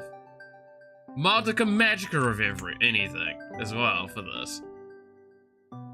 You know, like the series that literally, I think I could spoil like 90% of the plot and it's still worth watching it.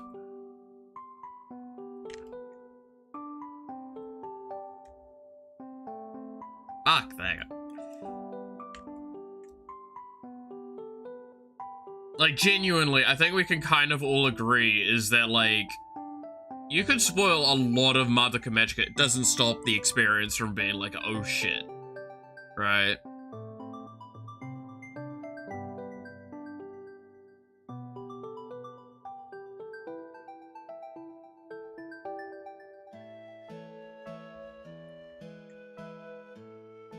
Just watch the whole thing? Oh, okay.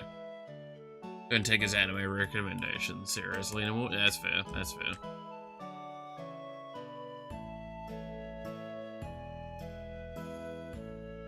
He saw the ending together and wrote off the whole experience as sexual. Wait, no, so he watched it and then wrote it off.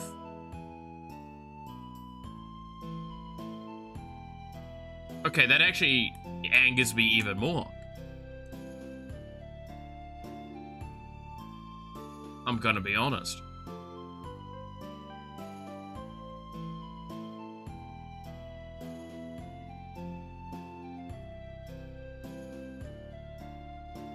I think that actually angers me more.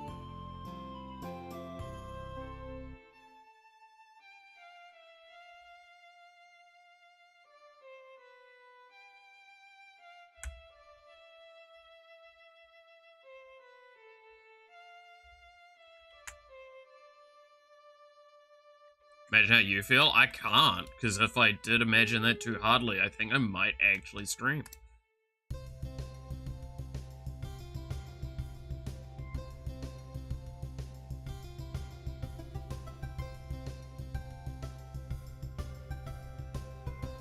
That's stupid.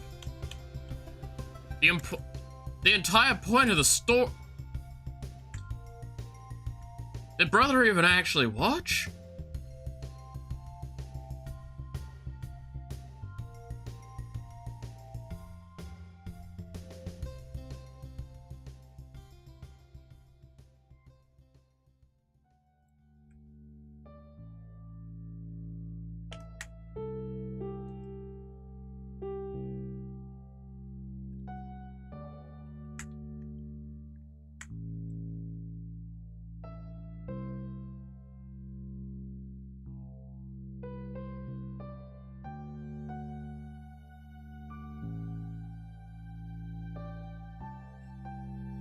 You also had the kind of person to rewatch Friends 13 times. See, I did that, but that wasn't by choice. That was because that was the only fucking shit on TV.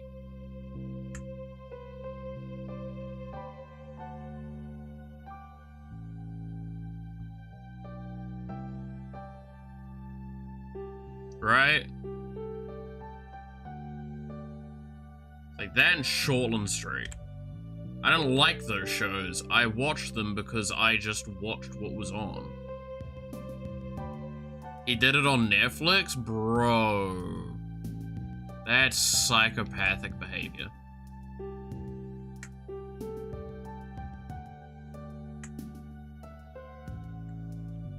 That's actually, like, a concern to the human race.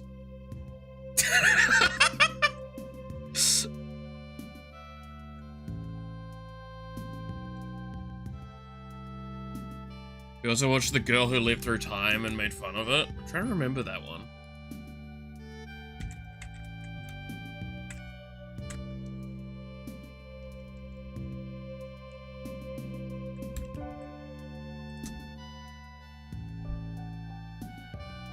I think I watched this, but I'm not remembering it.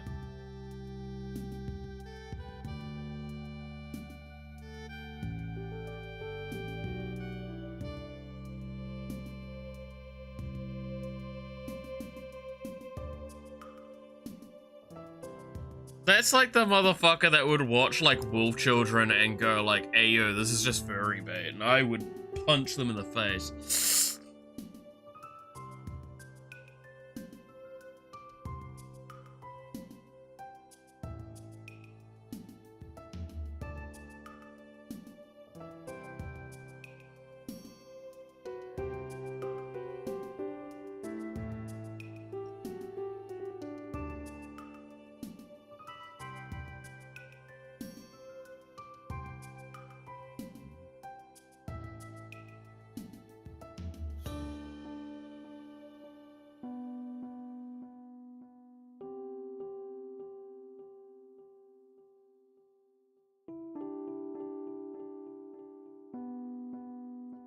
I can't believe that. That's actually like so dumb.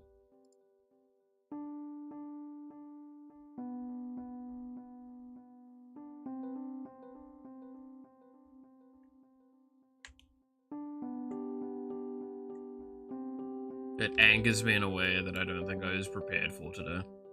Thank you.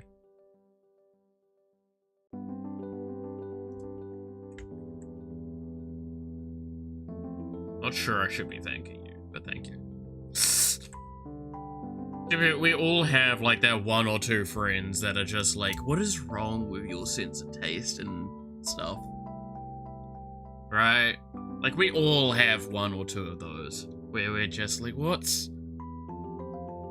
Like, I mean this with love. What's wrong with you? To be fair, I'm probably that person for a lot of people. Because I have, like, pretty strange taste for certain things. I mean, one of the ones that I know I get called out for a lot is, I've said this before on stream. I absolutely love,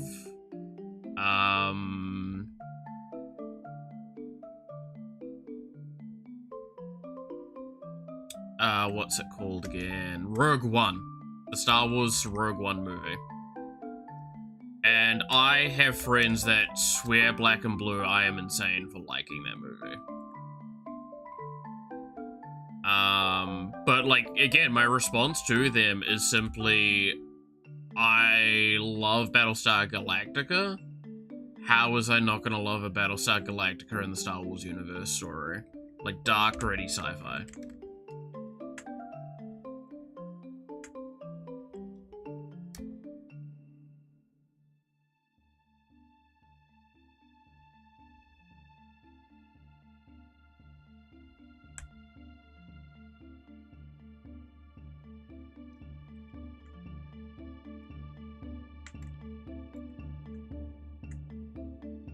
That's why I also loved Stargate Universe, but I know a lot of people didn't like that. I've talked about this before. I know I've talked about this before.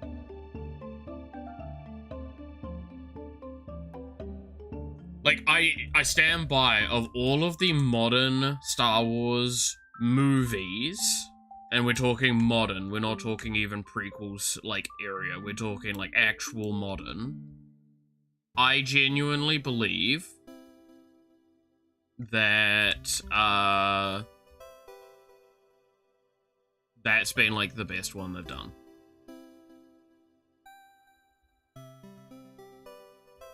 The Rogue One movie.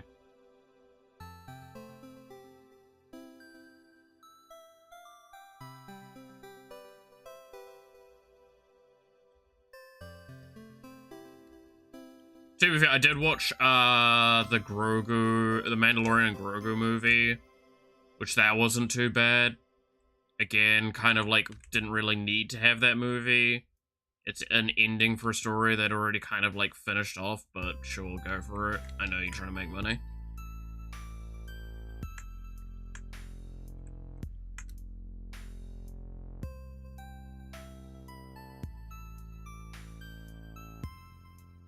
You've not had anything be quite as profitable as stuff like that. I know Andor is exactly probably what I'm going to want to watch at some point.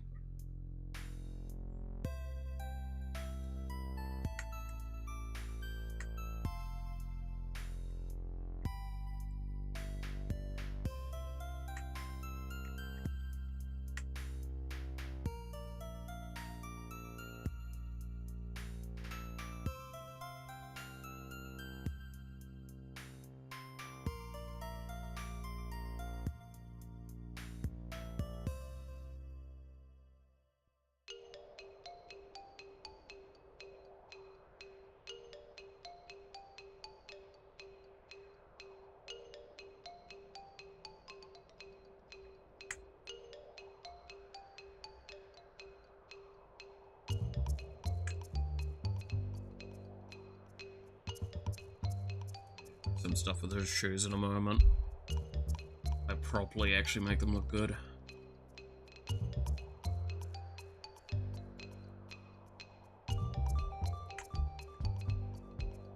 A quick sketch though, not too bad.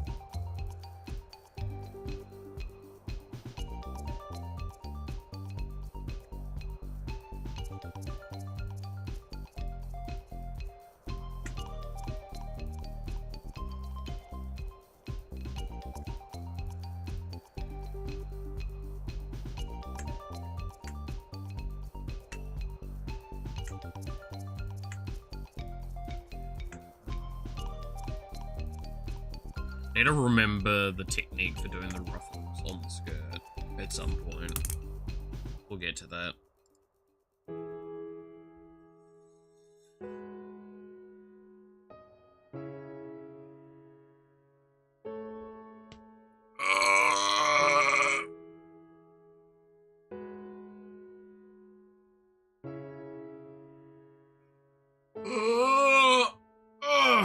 Stretch.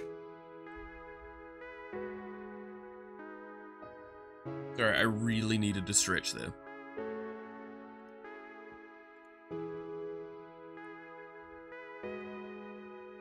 Chat, are you stretching? Are you making sure to do your stretches correctly? You better not just be sitting there shrimped up in your chair, not stretching. Come on, sit up. Sit up.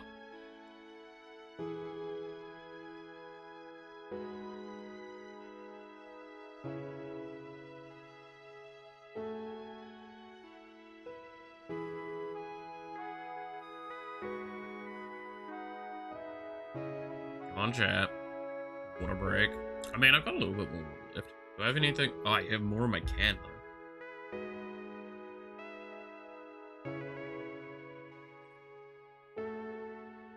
But if I'm already standing up, good. My mom gave me my me side eye. Hell yeah. What the fuck you doing over there?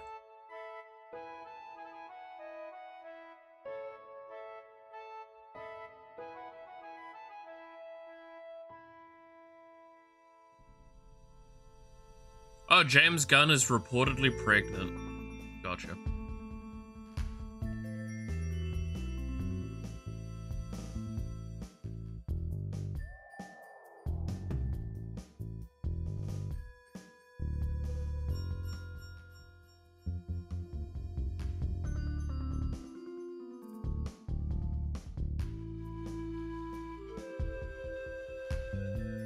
Impreg? Why not? The internet at its finest.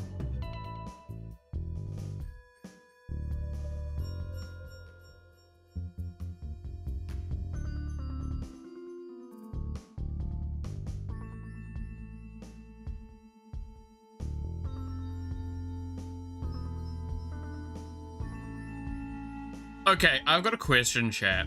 If someone's got a praise kink and a degradation kink, what do you call them?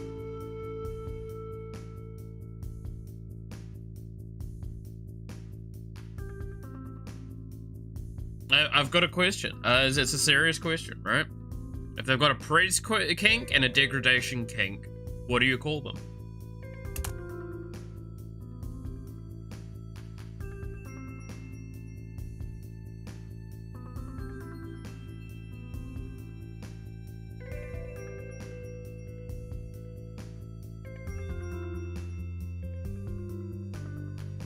I've got a solution, but it's not something I can put into Twitch chat. I love that. That's a hell of a response. Mentally unstable. Oh, that is an accurate way of calling it. Oh my god, dude, the other day I was telling Snakers about the update to, the update coming to Stardew Valley. To those that don't know, there's an update coming where you're going to be able to, like, wreck marriages and cheat on people. And one of the first memes I saw towards it was someone going like, wow, the creator really knows that this game is mostly played by mentally unstable women.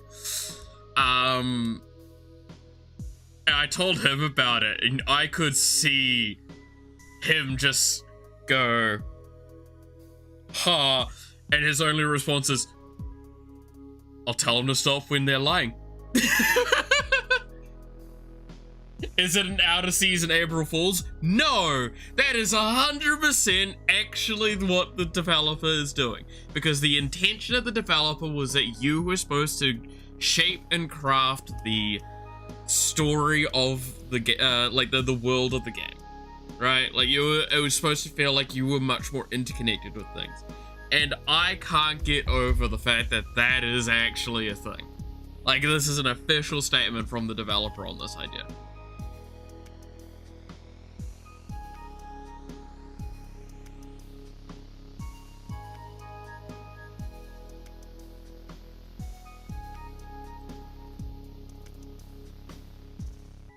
Me interested in the game, just to make everyone cheat on everyone and cause chaos. Well, I mean, like, it's one of those things where I sit there and go like, no, I have to give praise, irregardless of your thoughts on the matter towards it, because, like, that's gonna be a fairly complex system,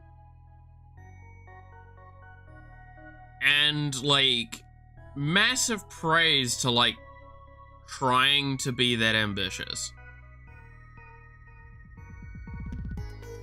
Right?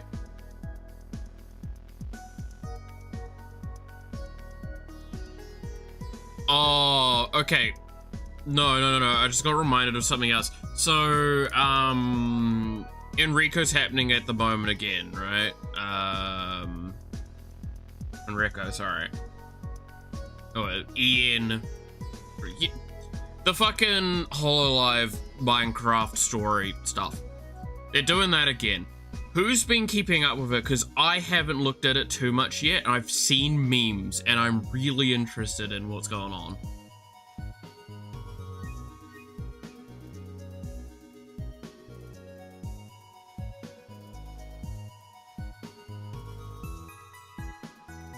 The character will single-handedly instigate problems in every single relationship in the game. Hell yeah.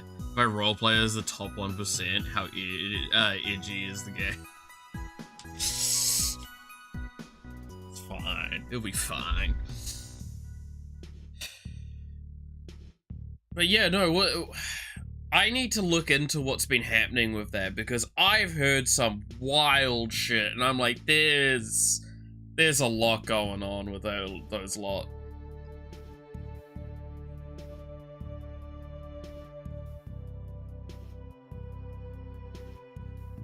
Purely parasocial creators that read chat, so stop watching. That's fair, that's fair.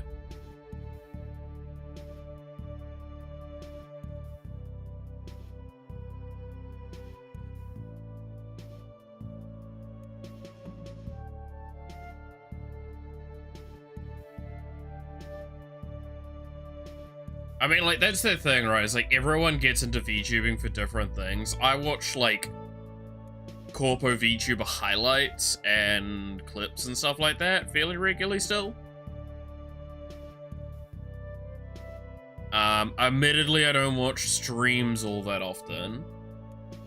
Something I talked about was a bug recently about, like, Iron Mouse. It's like, I don't watch Iron Mouse as often as I used to. And it's not because I don't want to, it's that it's just really hard to justify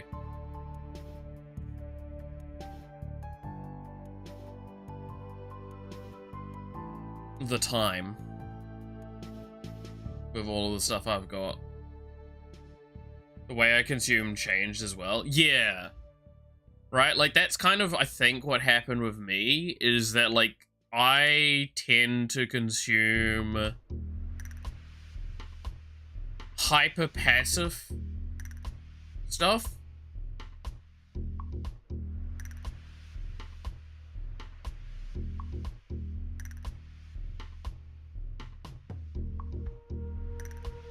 Like either really passive or like, for example, with Yawa streams, where I know Yawa and it's fun to chat with everyone on the stream.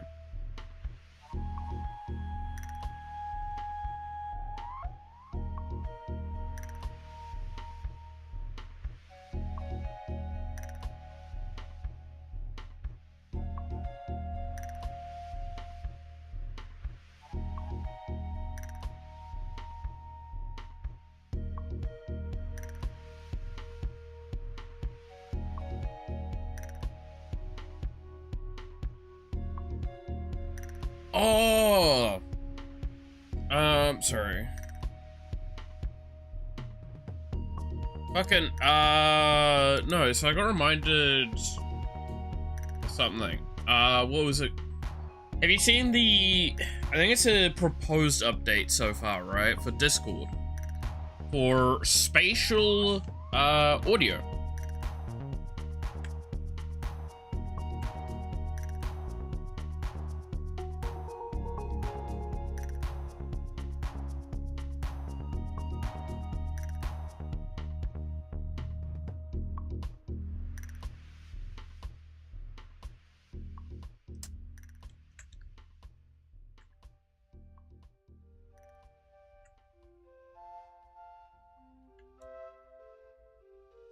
They're gonna be adding a thing so you can like kind of set the location of where they are relative to you.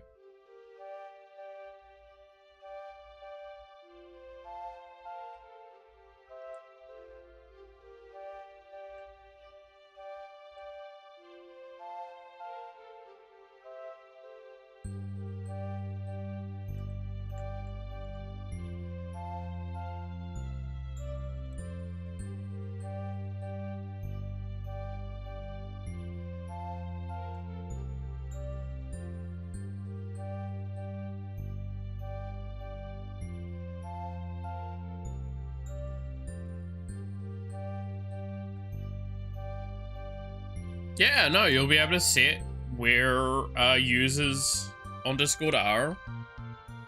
Like, so it would basically, if you've got the audio for it, so like you've not got like mono sound, you'll, like if you've got surround sound sort of stuff, like you will actually be able to like hear someone more to your right and one to your left. With someone to my right and the other to my left. Yeah. Will it be 3D? I don't know if it's going to work on a Y-axis, or on a Z-axis, sorry. I just know that at this point in time, it was like a flat room, what I saw. As part of the announced proposition. Again, I'm curious about it because I feel like there's a lot of ways that can be used with plugins for stuff like games. Can be used for like fun stream things as well.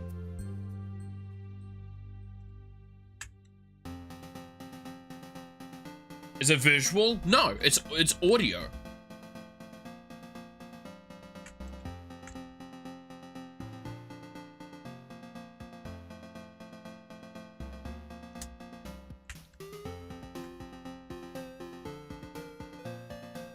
Like, it's straight up the where they're positioned, or like audio wise to you. Yeah, exactly, right? Like, it means that games, like the friend swap games and sense, can use this to their advantage. They can just go like, use in-game or use Discord.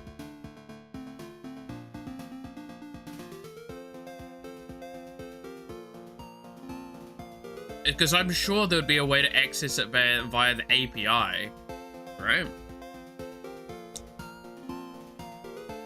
Surely.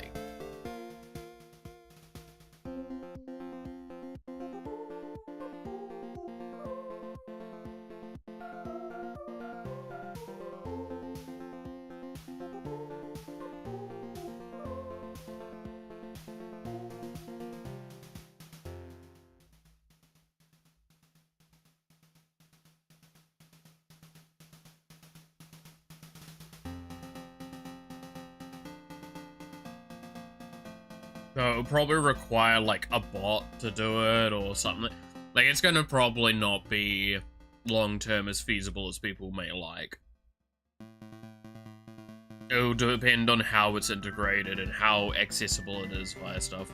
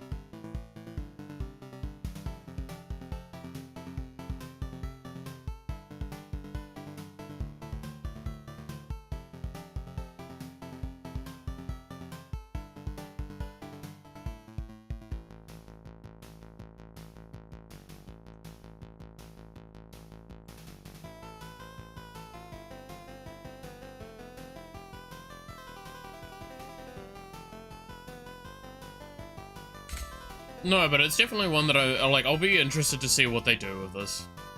Because, like, I see a lot of creative answers of, like, what can be done with it, and I think as long as it's implemented in an interesting enough way to utilize, I think that's cool. But I do think that there's a lot of things you can just do with it inherently.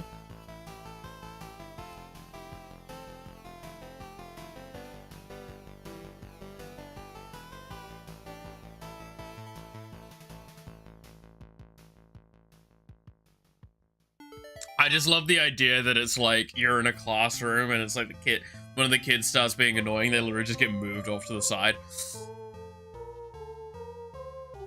Just fucking imagine.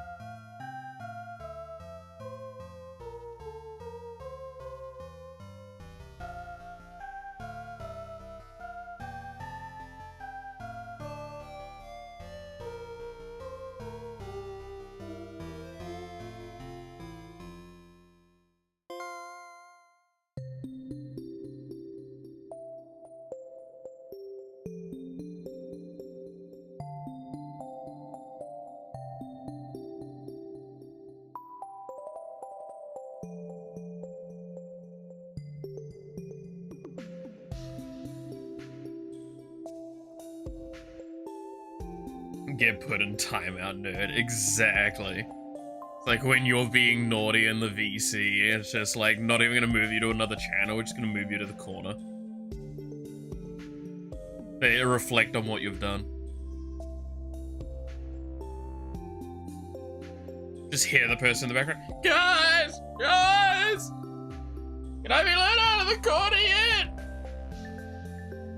Has it been 5 minutes? Kinda. Shut up. Wait.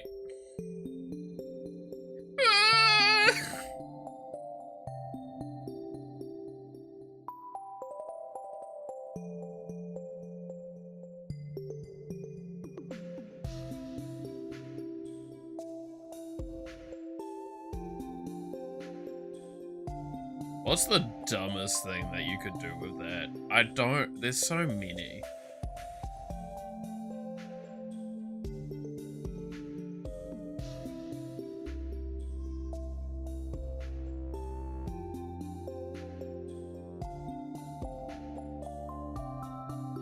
Oh, my beautiful. Shut up.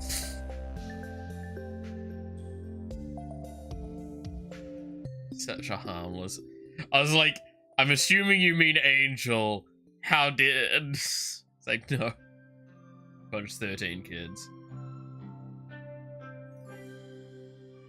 Like, nah, he's a beautiful angle. What do you mean?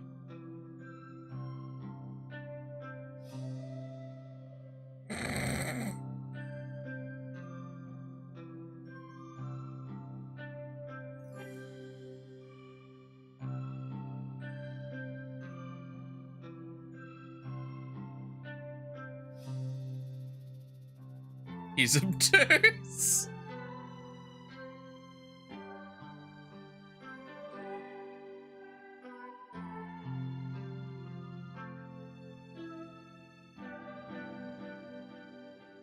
God damn it.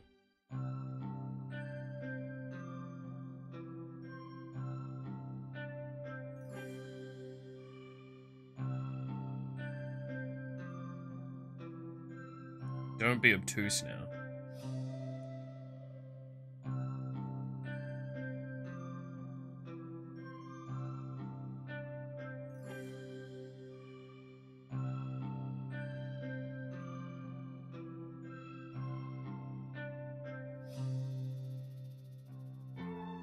Oh, fucking Bug sent me a really cool 3D model artist, and I'm like still looking over their stuff a little bit.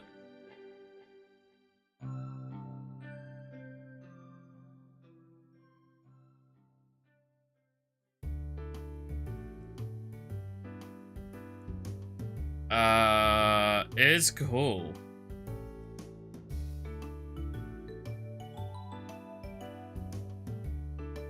It's really cool. I'll see if I can find them. They're on VGen.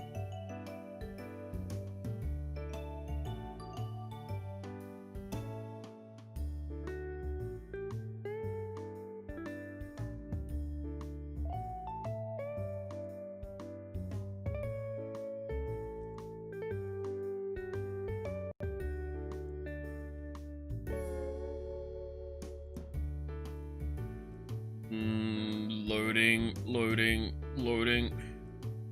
Commission them first and fill their schedule before you get sniped. I mean, it's not happening for a hot fucking minute anyway.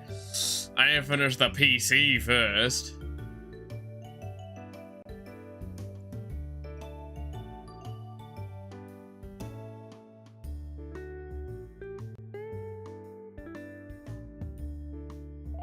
Again, this is stuff that like me and Bug just like look at from time to time, right? Is like we just kind of look at artists and stuff for like reference. Here we are. This is this person. Look at this shit. This the stuff they do. It looks very pretty.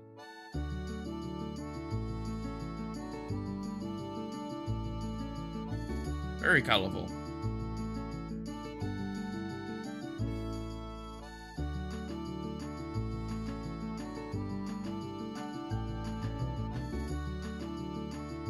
Orgy-san. You old man VTuber win. It's just an old guy. It's not even like a demon or anything. That's what Malith will just become.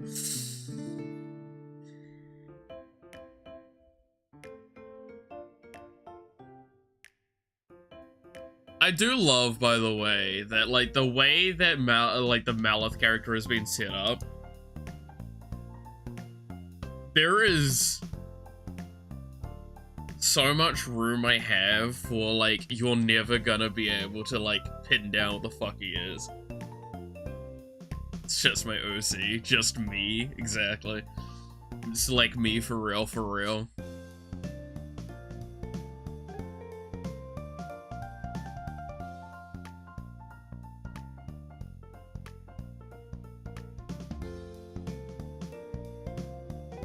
But no, like, they're actually really decently, priced as well, right?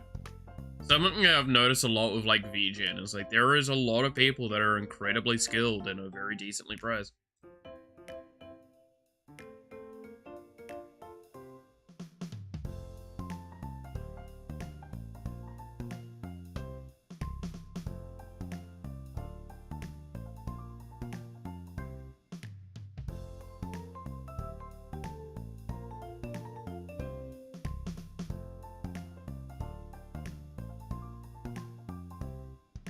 When am I sure to look at things?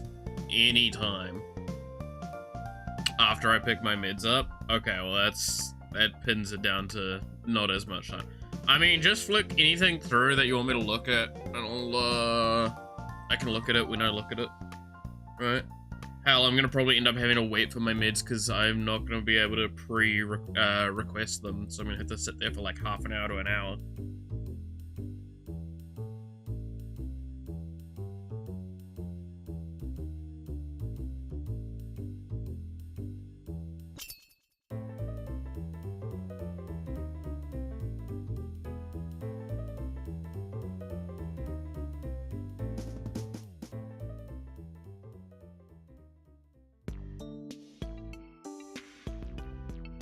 But yeah, no, rule of thumb with me is just send stuff through to me, I'll get to it. Never be afraid to just flick me messages.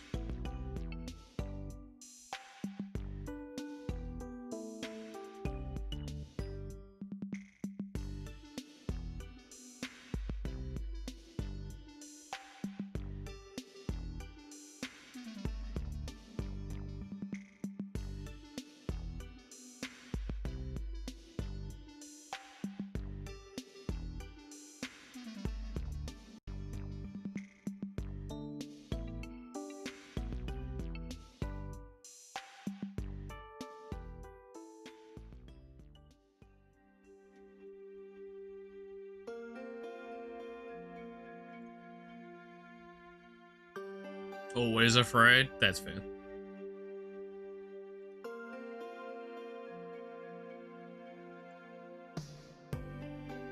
But yeah, chat, we're again, I've said before that, like, my kind of intention is that once the PC's finished, which again, I should have one of the parts turning up today.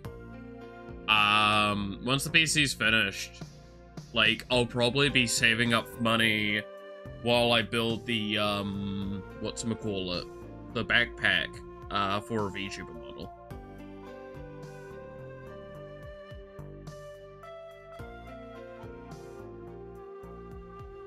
And, I've said this, have I said this openly on chat? Whether or not I'm 2D or 3D is the intention.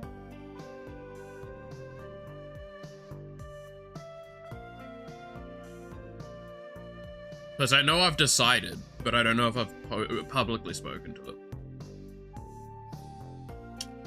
We fully committed to backpack. Yeah, I'm doing the backpack. I promised Yawa I was gonna do it. It's in my notebook. Like, it is literally a plan. Like, we've done the planning phase and stuff like that. I just need to start doing the prototyping phase, which is what requires, it's gonna require money, which is why I was like, I can't do that until the PC's done. Because I'm gonna have to start buying stuff for, like, doing 3D printing and stuff. I have people that have 3D printers, so I just need to buy, like, the material, and I need to program stuff. And I need to buy, like, all of the core motors and functionality. I'll see how cheap I can make it, but, like, again, my estimate is sitting at, like, a couple hundred, like, a few $100s per arm. So, shouldn't be too bad. But the prototyping phase is going to rocket that up to probably, like, easily a fair few hundred, if not $1,000, for the first prototype.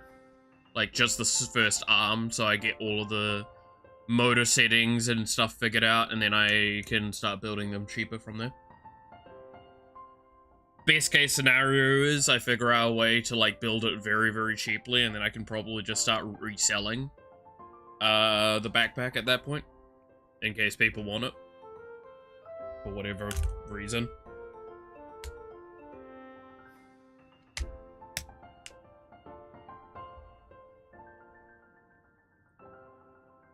Like, the backpack will happen.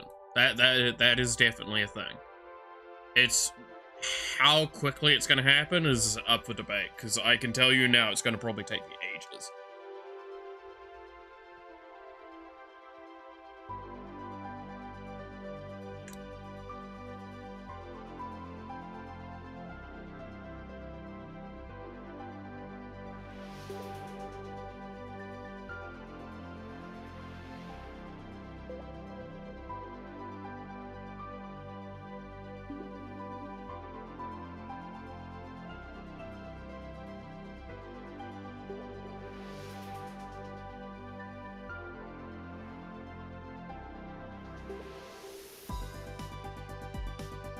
That's why I say, like, I'll probably be building it very slowly, and then I'll put money aside for doing, the VTuber model. Because I'm gonna have to get the final concepting done for it, though I've had a lot of help with both, from Yawa and Bug on that. Get a final concept done, and then I'll reach out to a model like a creator. Why, like, I was looking at that person that bugs at me, because, like, they just go like, no, I can do it for a really high additional cost. But, like, if you have it fully done, then it'll work. VGen's an incredible place for a lot of that stuff. Like, do not underestimate the usage of stuff like Fiverr and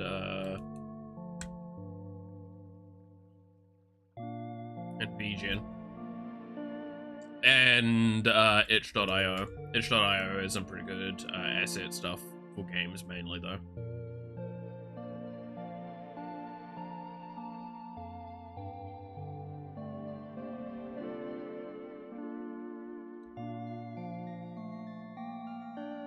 Like, Yahweh even did express concern with the backpack, by the way. I think I talked about this before, no. But, like, Yahweh did express, like, hey, if you don't want to do it because, like, you don't want to show your face or be in public spaces, that's fine. I immediately respond with, Yahweh, my face is already on the internet. People know my actual name. I really don't care. Because I'm very smart about my digital footprint. And it is near impossible to find me. I've hidden all of the essential information that would basically pinpoint me. Could people get close? Sure.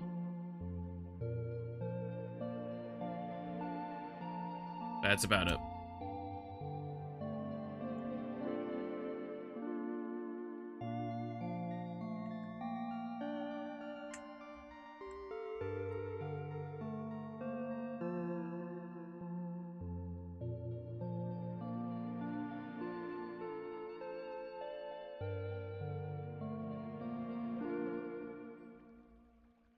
From the event 2 blocks back. Well, I mean, that's the thing, right? Is that, if I was to go to an event, first of all, there's no events in my region, so I'd be immediately having to go quite far for it. As well as you think I don't track that stuff when going, like, between places.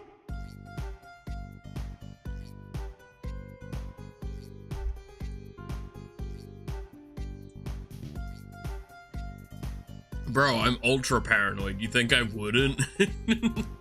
To be fair as well, like, if I saw it was Eugen, I would probably go, hey, you want to come over?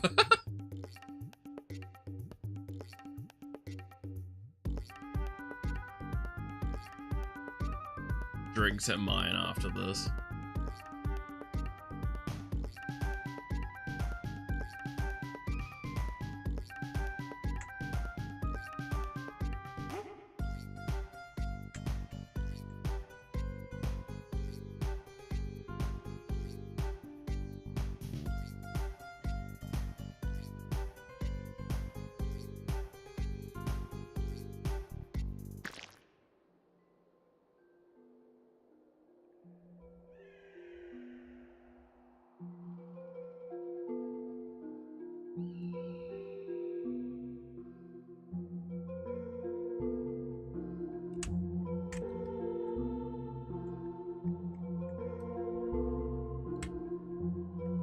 Oh yeah, that's the other thing. If someone told me, like, hey, let's go play Magic.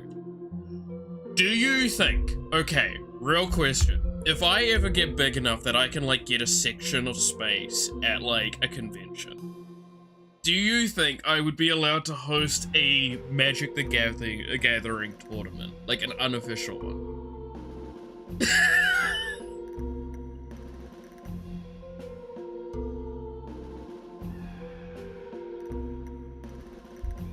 You live in the bum in nowhere, it would kill my band. I mean, yeah. Well, that's as well. That's the other point as well. Is like, to just get to New Zealand alone would cost too much. To try and track me down would cost just far too much. That makes it completely unfeasible. If you're like super dedicated to spite me and ruin my life, go for it. Honestly, you wouldn't be the first, and you won't be the last.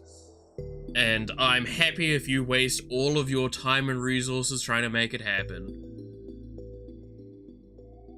event in my research that does have D&D event. Hell yeah. I love how the idea of it's like, instead of doing a meet and greet, it's just a magic tournament and it's everyone just gets to rotate around and maybe play against me.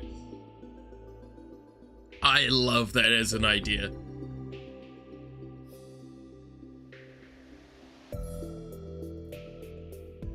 Like, I'll probably, I'd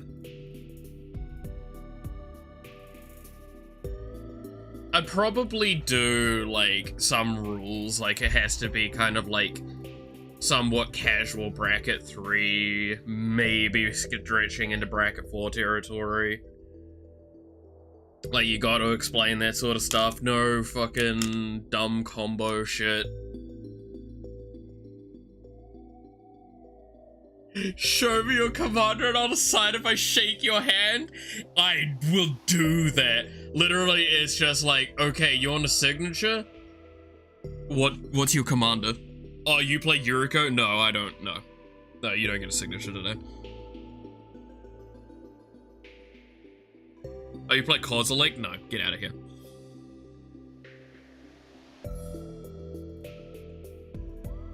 Oh, you play Igra but no combos? Come over here, I'll give you a hug.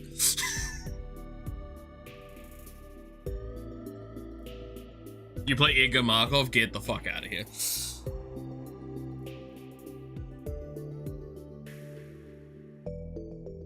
To be fair, I have a commander deck that I've been like playing around with in my head recently.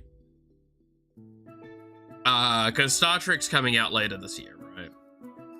So it's led to a little bit of discussion around that.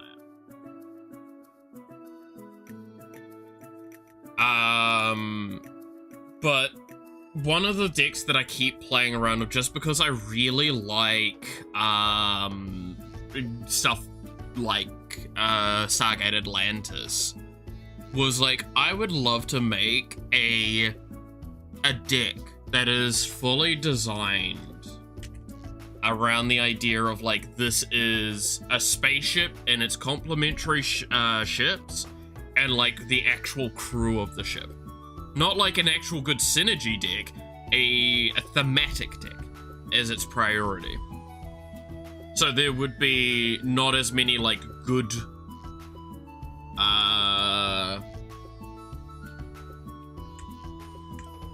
good synergy things to it all.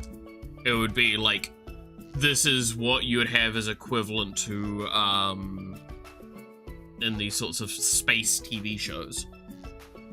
So I'm currently like tossing that up in my head of how I would do that, how I want to approach it, and everything.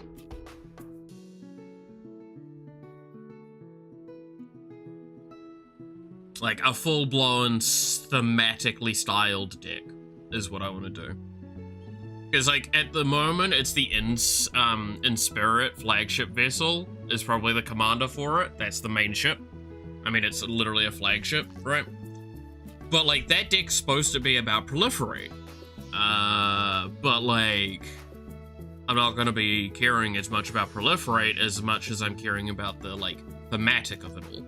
So like, I'll figure out who is the captain of the ship, who is like the engineers, who's the military groups, all that sort of stuff. So some of the cards in it would be cards that's like, no. This is like the thematic of it all. There's a couple of cards that I would love to put in the deck, for example, that I'm just like, no, that doesn't fit. That doesn't make sense in my head. I'm supposed to be going for like very humanoid, for example, whereas like there's the enthusiastic Mechachant, which is like your artifact spell costs 1 less to cast. It's a goblin artificer. It doesn't look like someone I would have on my crew by default, so I'm like, Commander and Warhammer and Tabletop Sim, hell yeah. Dude, Commander's so much fun. I genuinely, if you get the right people around for it, Commander is such a good experience. It is a social game by default, and I have a lot of fun with it. as can be told by how often I talk about it, and how easy I am to, like, spin in that direction and talk about it for ages, right?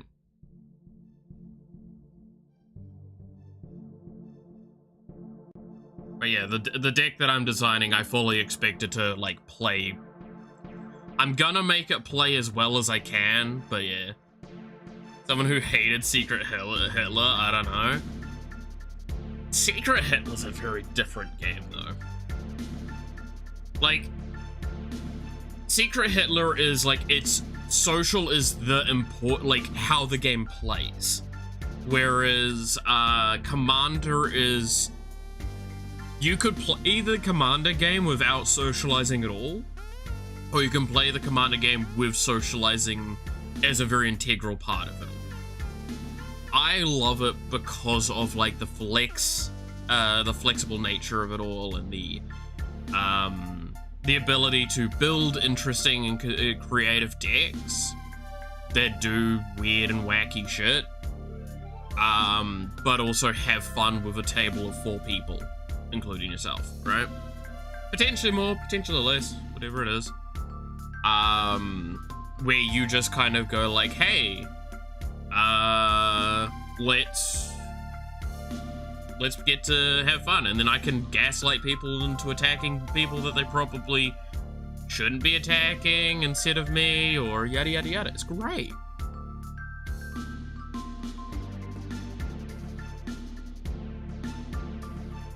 I just like it.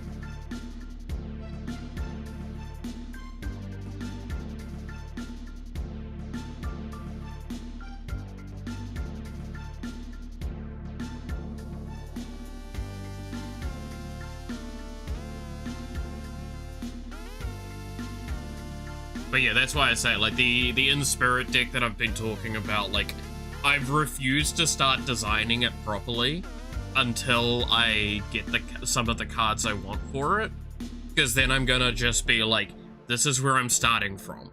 Where do I go from here? What is the cards that I can feasibly afford, or that I own, that would fit into this idea? Like, I can't put too many spaceships into, or spacecraft into that deck, because, like, the idea is it's a flagship vessel and it's got a complementary fleet with it. But, like, if I have too many, then it's like, would you really have a fleet that big? Right?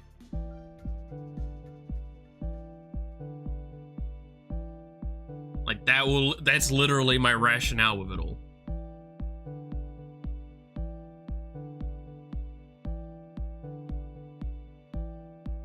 So yeah, in case it wasn't obvious, this deck is gonna be a weird one. I'll be basing it off, like, a couple of games and TV shows and how I want to approach it, like Star Trek, Babylon 5, Stargate, Mass Effect, like those sorts of games, where it's like, that's how I'll approach the design of the deck. Thinking about those environments and, like, what characters are in those, who's important, who makes sense to add.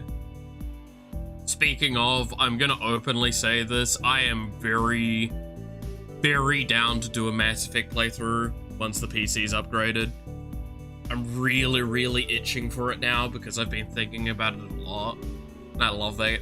I do love playing that franchise through every once in a while. I think it might be a fun thing to do on stream. I will be modding it though,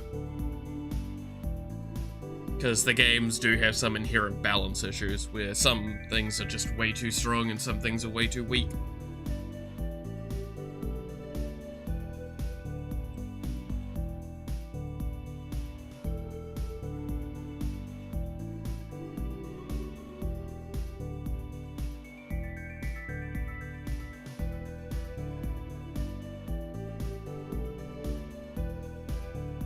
But yeah, no, at the end of the day, like, again, Commander is a great example of a game that is as social as you want to make it. Go into that again.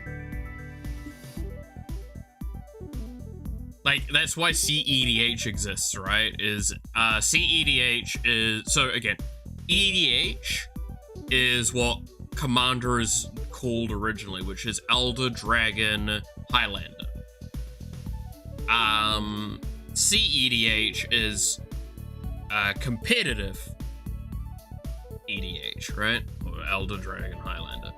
So the idea is that you are playing at a hyper-competitive state, and the social aspects of the game can become a lot less valuable. They're still prevalent and present, I should say. But, like, the game is basically... There's 3 states the game plays. It's the game is over on the first 2 turns. The game becomes a nightmare on the stack in the 3 to 4, maybe even 5 turns. And then after that, there's a control deck that's at the table that is now going to, like, slog the game out, and it's gonna take, like, maybe half an hour to an hour to even just resolve some of their turns.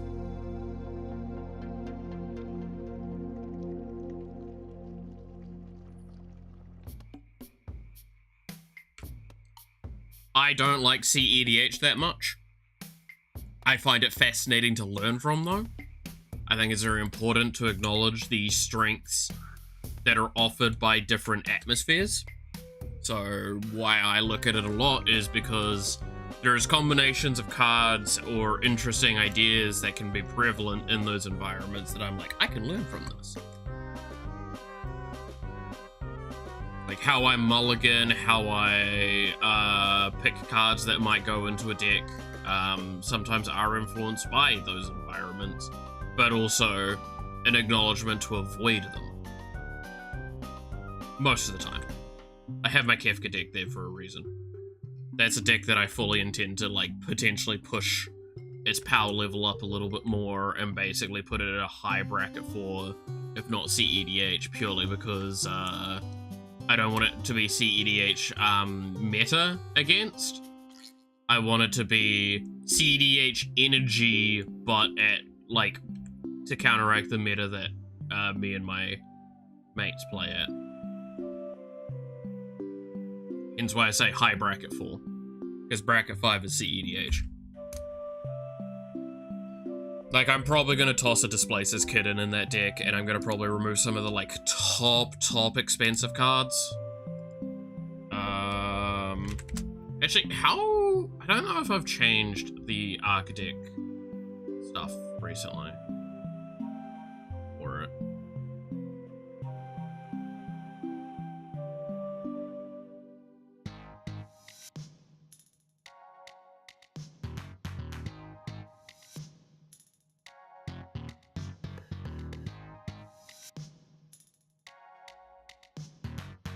But yeah, like, stuff like Scroll and Crawler I'll probably take out of it at some point, because that's just, like, very unnecessary. I'll put a couple more wheel cards in there. I'll put a couple more cheap tutors and instant effects. I'll put a Displacer Kitten in there. I don't know what else I would do.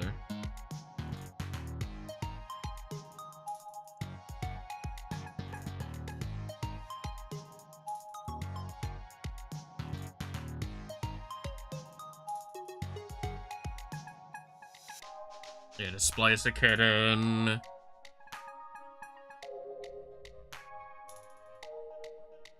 Probably a Psychosis Crawler.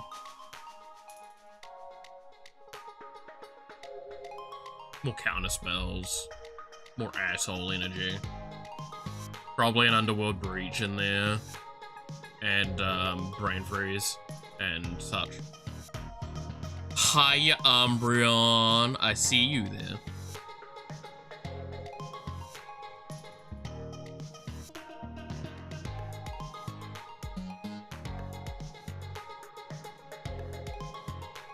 No, you don't?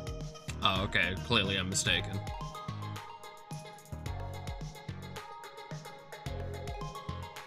I need to find where my Green Goblin Norman Osborn card went. Because, like, I kind of want to toss that into the deck. Because it is villains, and Green Goblin is basically an Underworld Breach at home.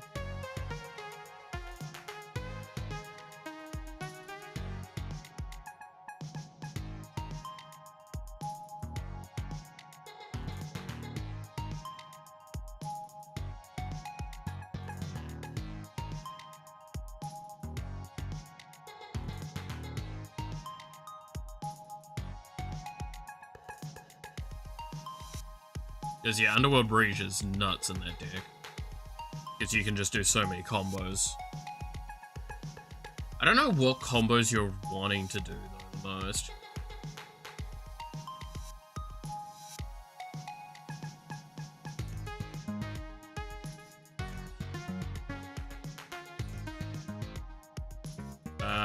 Let's see. If I look at that commander, doesn't look like he's got any combos attributed to him.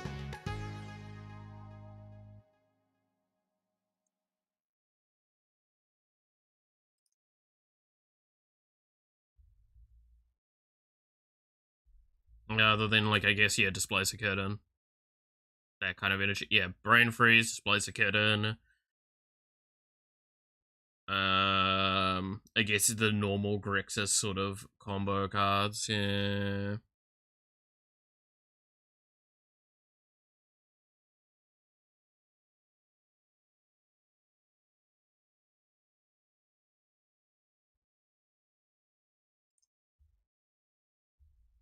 I'll probably reduce the land count at some point. Make the lands much more potent lands as well. I mean, there's already the super expensive OG dual lands in there. I've been talking about Magic for a while, haven't I? And the music just ended, I think. Get the music going again!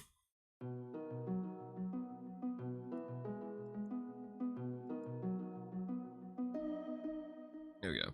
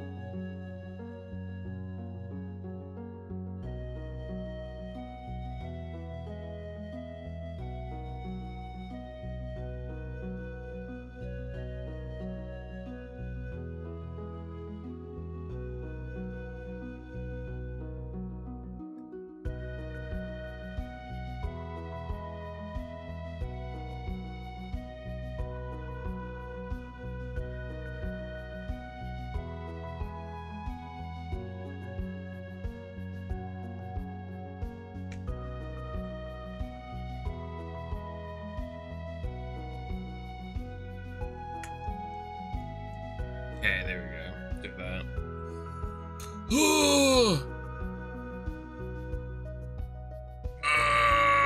Stretch. Add to progress. Everyone stretch and drink and think and be merry for a moment.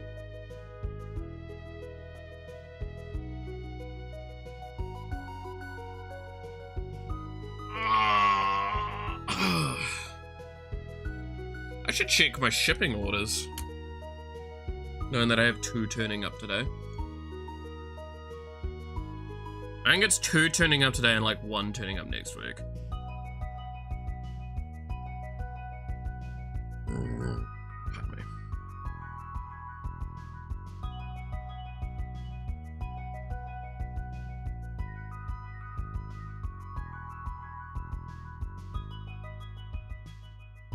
Track your order.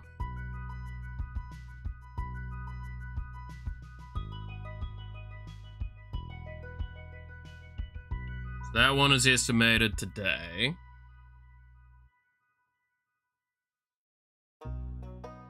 And then I need to look for that one, which is also estimated, I believe, today, but it's from a different company.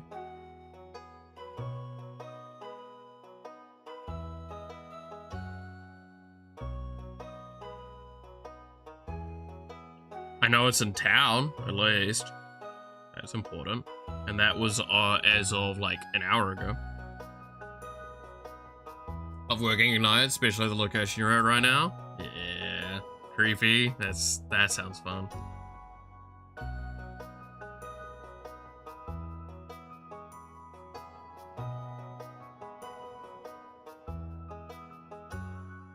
Okay, so that's the order. Where's the tracking number? That one. Track parcel.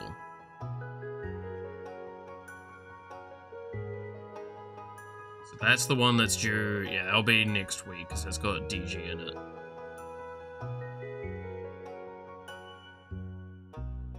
Dangerous goods.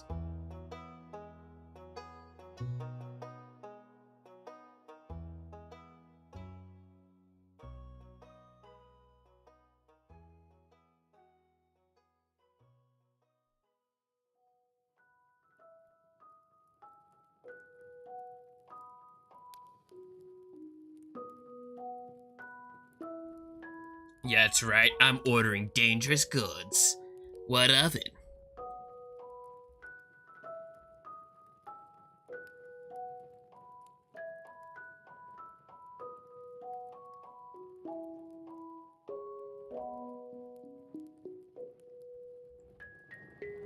Telling me you don't order dangerous goods, chat?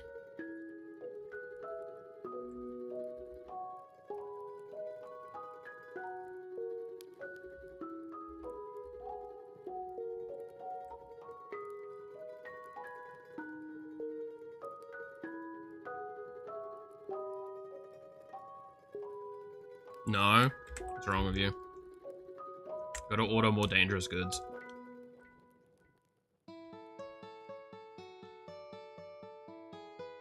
Okay, I need to look at these, because this is just wrong in so many ways.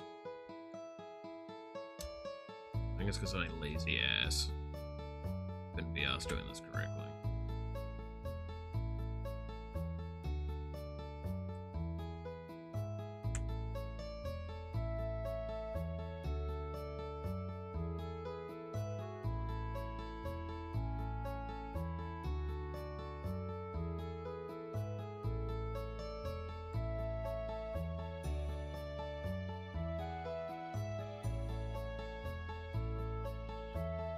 That still looks very wrong.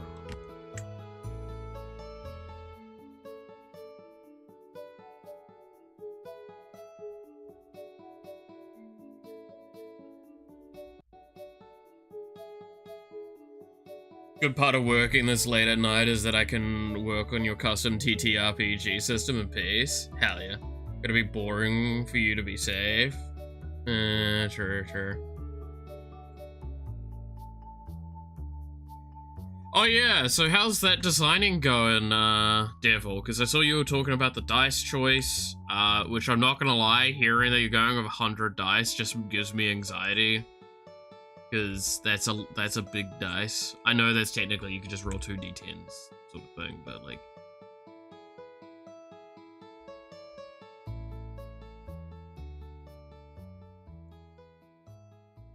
Finding tabletop games on phone.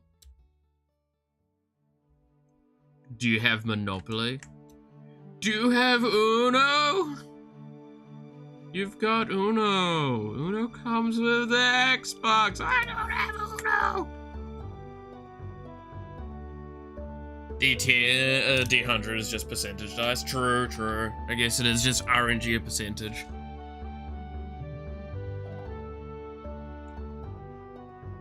It's one of the simpler systems, yeah. No, it's the scariness of rolling a D100, right?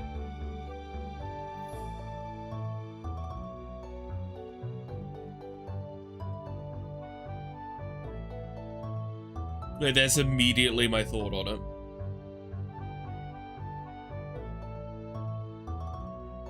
Yeah, I'm gonna have to approach these shoes a few times. I think I've definitely not done that right. Oh. I don't like putting down big numbers. Yeah, exactly, right? Like, it's one of those things of, it's spooky, it's scary, but it's probably nowhere near as bad as it actually seems.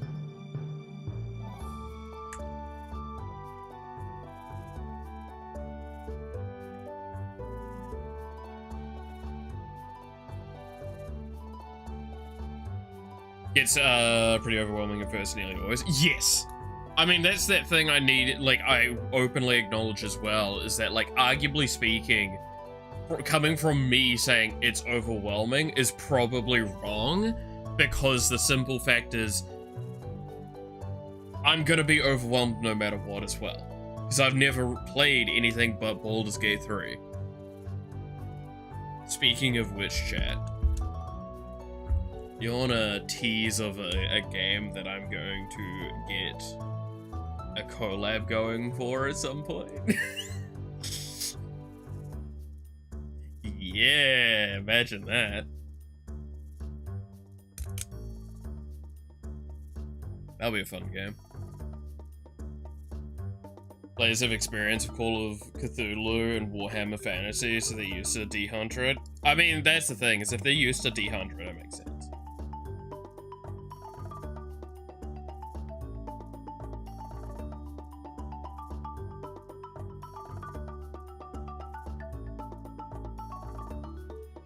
Please be EDF. To be fair, EDF's, I believe, on the list.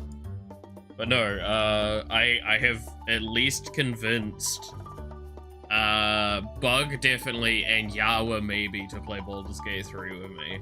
However, the agreement is, if we were to do this, if we're gonna play it, Yawa is the party head. She is the one that determines all of the actions and choices we make.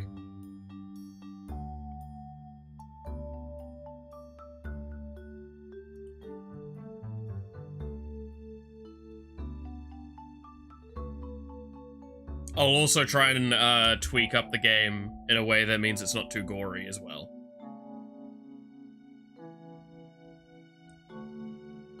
Fox is the boss, yeah. That way, we ensure that it stays within the scope what Yao would probably want us to stay in, as well as means that we get to have fun poking fun at Yao's choices. So no romance. Probably, yeah. There's probably not going to be any romance.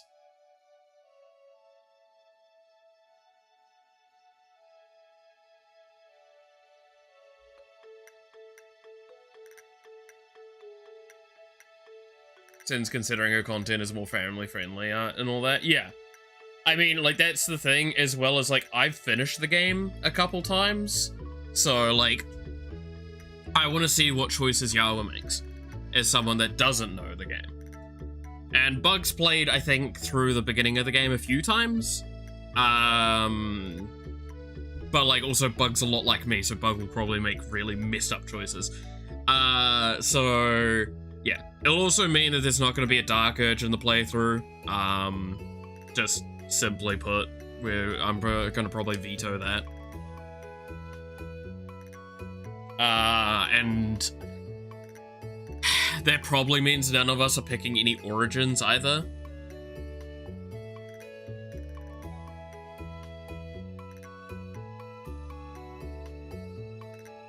I don't know, maybe we could let me and Bug pick origins.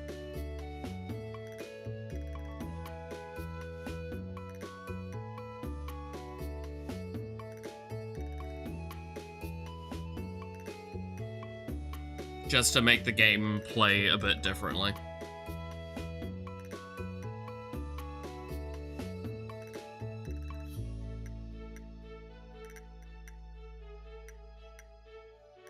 I mean, what do you guys think?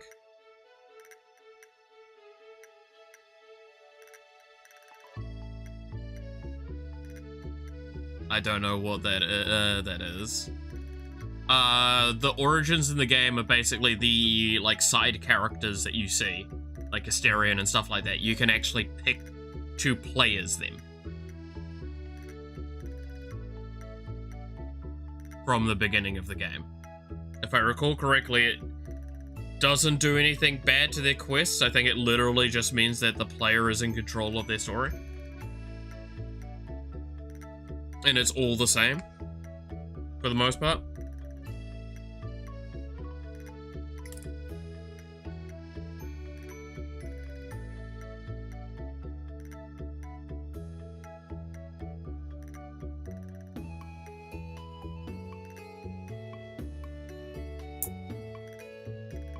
I think you miss out on some dialogue, though, I feel.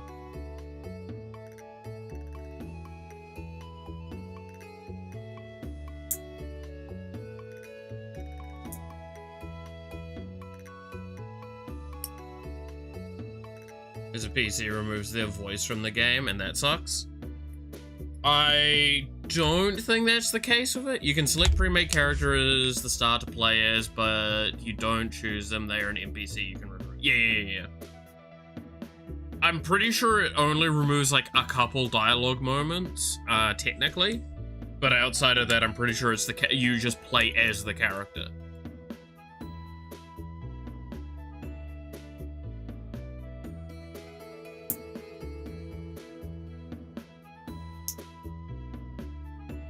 So their story in the world is still the same.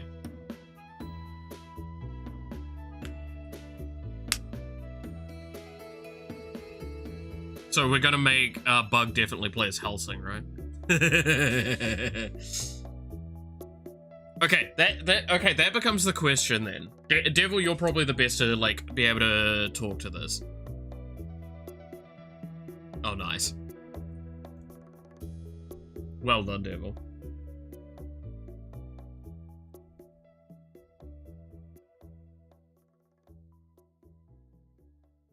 Would you want that?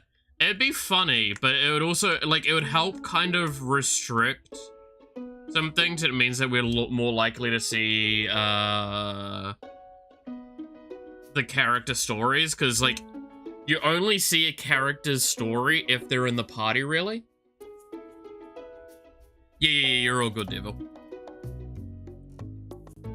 So, if it is just me, Bug, and Yawa playing, that means we can at least see one NPC storyline, like, effectively. Because you kind of need to, like, foster, relationship with them to progress their storytelling.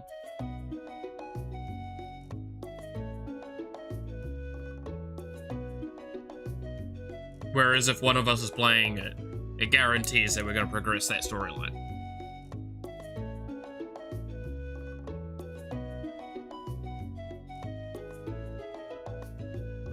Because, like, the reason why I say, like, the Dark Urge is one perfect example of, like, exactly that. Dark Urge is one of the most famous origins, and the Dark Urge is...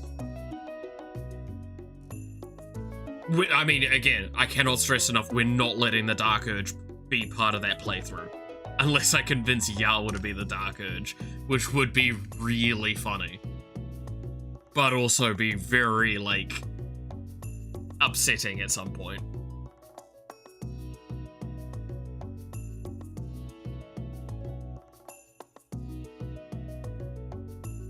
Because the Dark Urge is, the one that, like, impacts the story the most. Like, it shifts the entire story a fair bit. But is basically, like, a mass murderer that derives pleasure from killing people.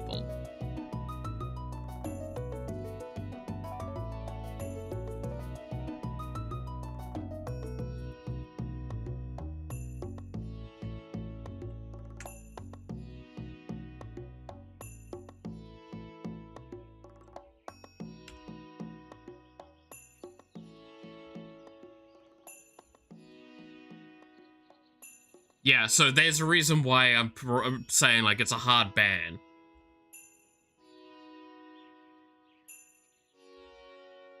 Yes.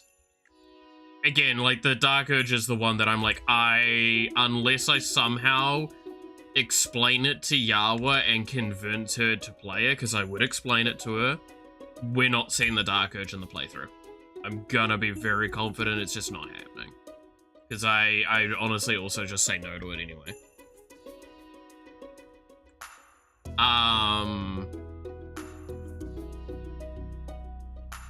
But yeah, like, the question becomes, like, whether or not, I would like to...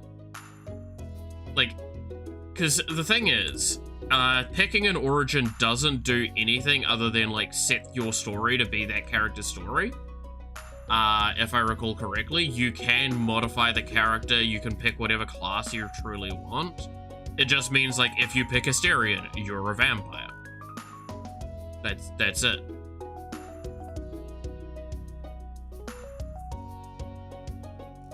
Like, you're not stuck as a rogue, if I remember correctly. Because you can change them in-game anyway. And a question for you? Yeah, if we should do, pick origins or not.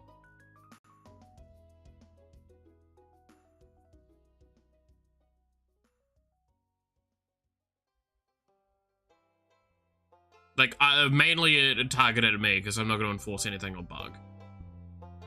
Like, I'm not going to tell Yawa to. In fact, I'm going to actively tell Yawa to make their own character. But, like, for me, for example, should I probably pick an origin? And if I do, which one would be the funnest?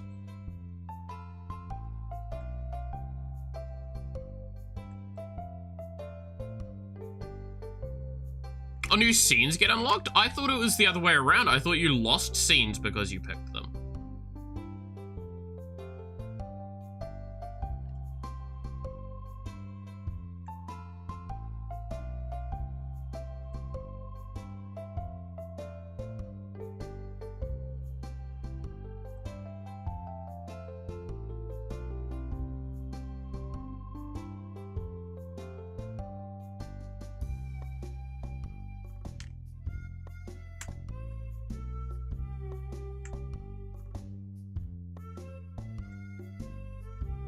I mean, if that's the case, then you lose the interactions, but you get scenes from their POV. Okay, that makes sense.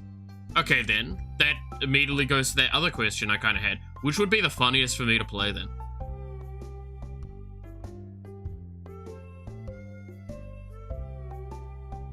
Who would you love to see me be in control of?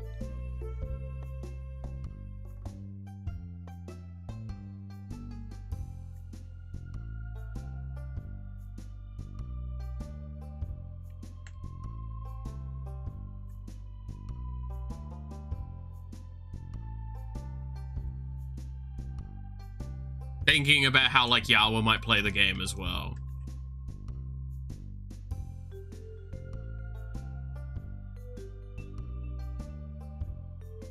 Gale, pick up the goddess. Go back to the toxic X. Oh my god. Ah!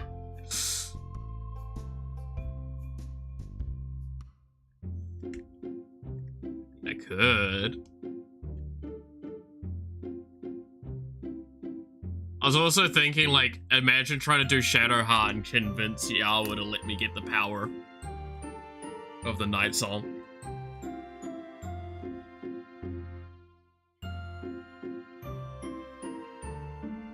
Or Asterion, just because Asterian's hot. And if you think there's any grander reason, you're kidding. So, to be fair, being basically a vampire ruler would be kind of cool. I won't deny that.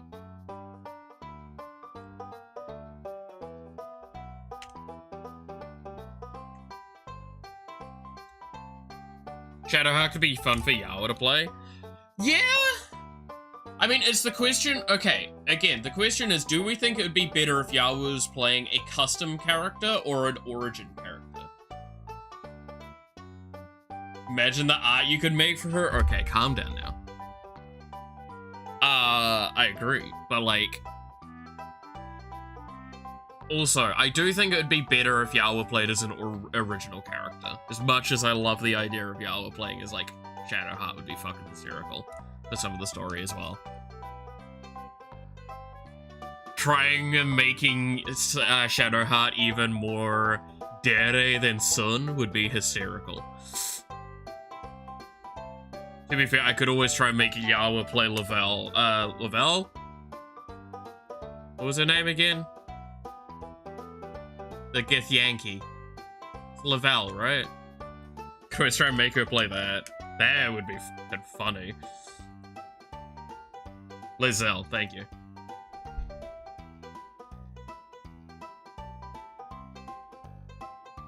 Yeah, Lizelle. Yawa playing as Lizelle would just be such an experience. No. I do think that if we're gonna do it, Yawa's gonna play an original character, I'm gonna play an origin probably, and I might talk with Bug if she wants to play an origin or not. It's just, yeah, what is the funniest origin I could play? I do like the idea of Gale. Gale's kind of funny.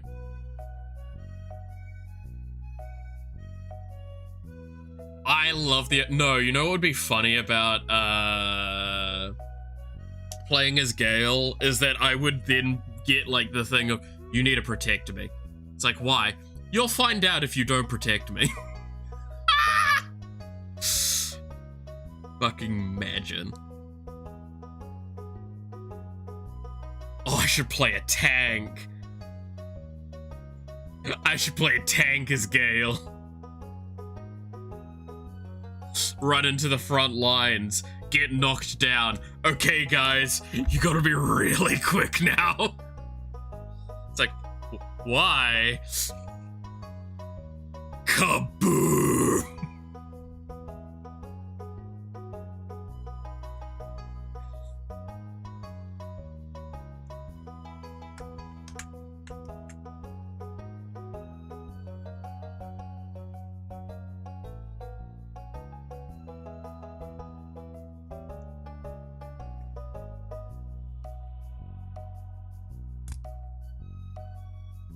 Objectively, the strongest subclass is divination. Yeah, of course. Me, whoosh. Just a short example, Jin, is that because of reasons, Gale has a nuclear bomb in his chest, basically. If he doesn't do certain things, or if he dies, he literally explodes and wipes out the entire map. And, like, I'm not kidding with this, by the way, like, straight up, if he dies and you do the thing wrong, it actually ends the game. Like, literally, you get a game over screen. So the idea of me playing as something like a tank would be fucking hysterical. Just running in like an actual lunatic.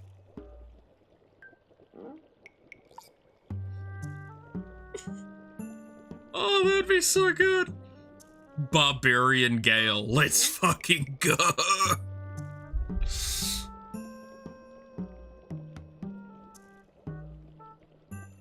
Gale is supposed to be played as a wizard, in case people don't know, because he is supposed to be backline support-esque, with good DPS. You could pick Blade Singer subclass and dance your way to the front line.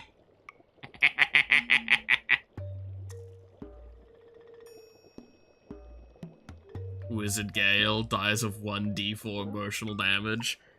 Kaboom!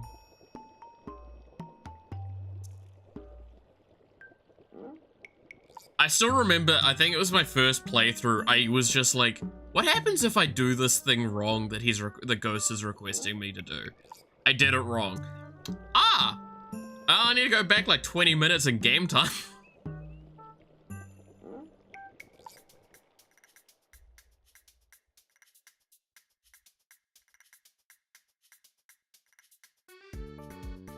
To be fair, I was considering playing a bard just because it would be funny.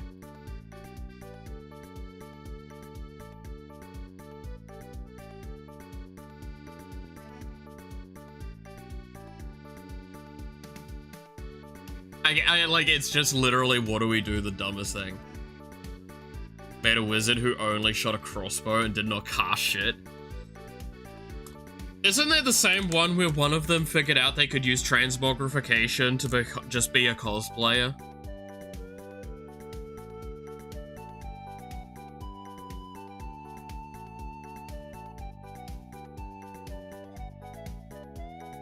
Or is that the other one?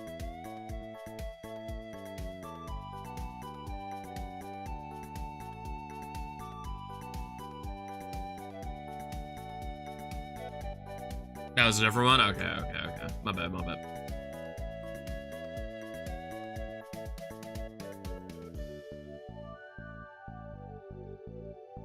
Tommy the Goblin Slayer.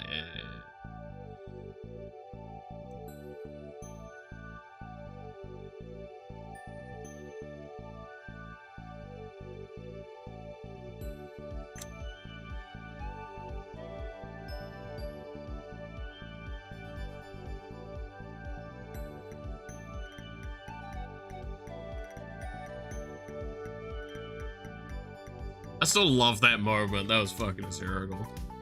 I've been trying my best to like watch some of the highlights if it wasn't clear, by the way. It's so hard to find the time sometimes, though.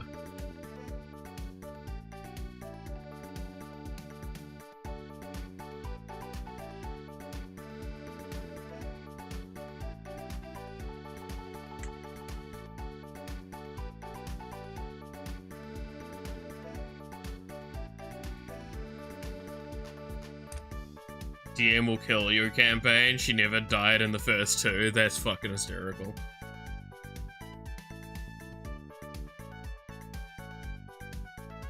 The third one, she is at her third character? Oh, fuck.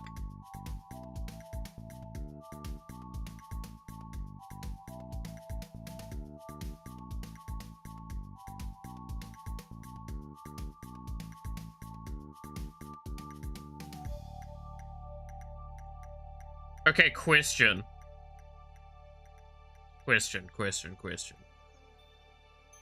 Devil. Do we go show Yawa, that one barn in the first area? In the first act?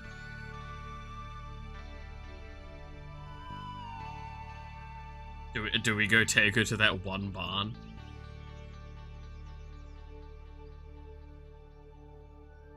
And if we do I try to...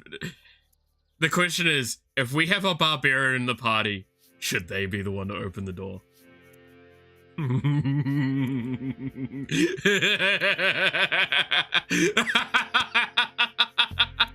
Oh, that is a... look, I still love the creators of Baldur's Gate, Larian, for just simply having that as a thing in the game. Like...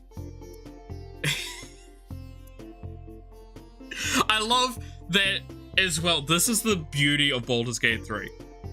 I can say, hey, should we show the one barn from Act 1? And immediately Devil's like, oh yeah, that one. That is how iconic so many moments.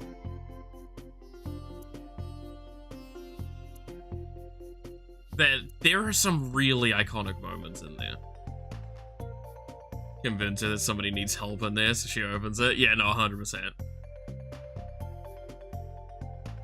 Like, I remember where that barn is. I know 100% where that barn is. And it's not hard to get someone to go over that direction as well. Because that's, yeah.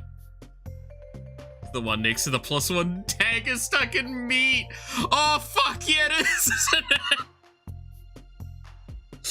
Oh, I forgot. That, isn't that dagger a piece of shit to try and pull out, too? I'm trying to remember the requirements for it.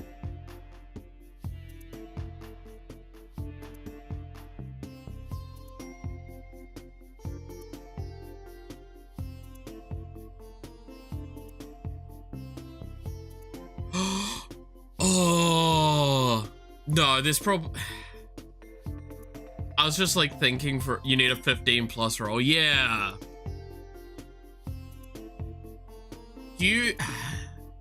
What are the chances we get into the goblin camp peacefully?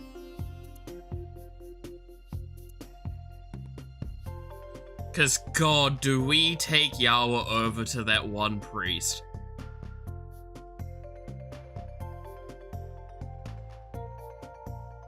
Because what's the buff that one priest gives you again? I'm trying to fucking remember.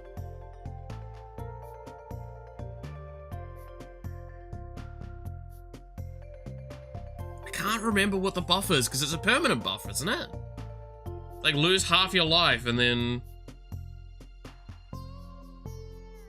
I've never failed to do the whole camp peacefully. My first playthrough says otherwise.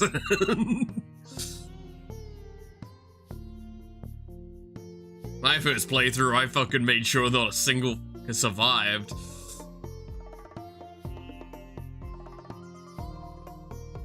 No, not the priestess gut. The one about self-pain.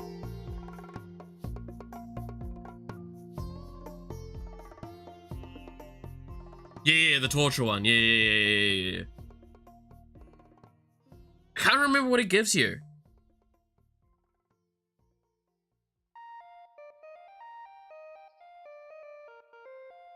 Health damage boost. Ah.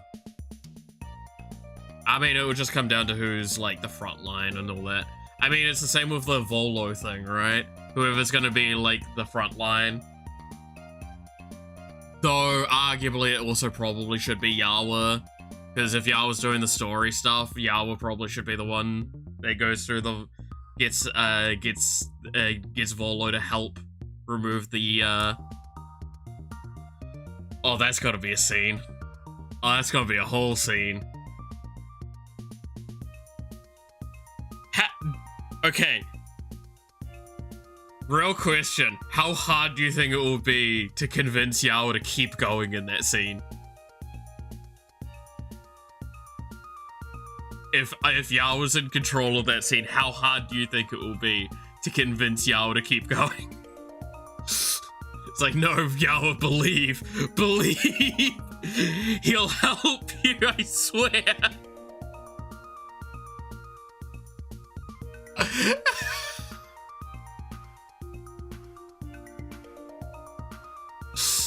Oh, no.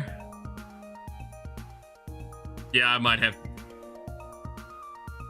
Tell her there's a reward at the end, but that would be...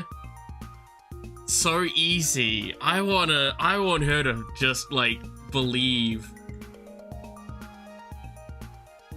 Just don't tell her what? Okay, that's actually probably the way to do it, yeah. Just don't tell her what it is, just tell her there's a reward if you keep going. To be fair, Devil, you can agree with me. That is possibly one of the strongest buffs in the game.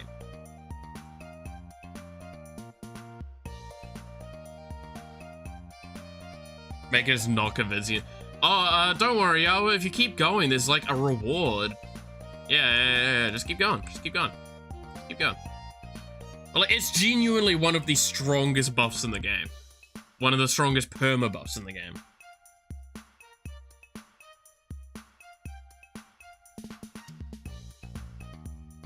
Especially in Act 2. Yeah, it's very big in Act 2.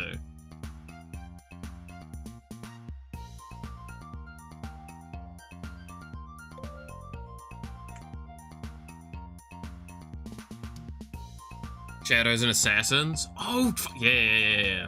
Exactly, yeah. I mean, it's just so good.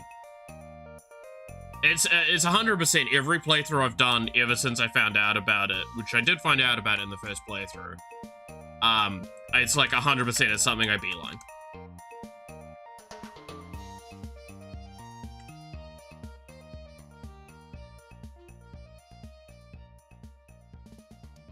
Because it's just, you just get it early. I think it's like, even a short rest resolves the problem. It's a short rest or a long rest. Makes it completely knowledgeable, and you're like, great.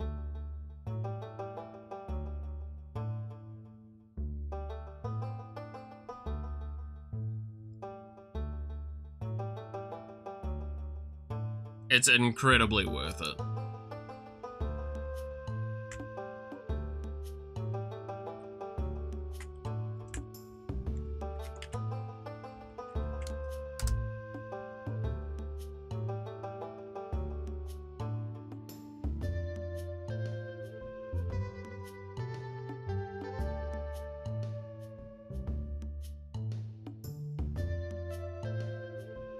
Dun, dun, dun, dun.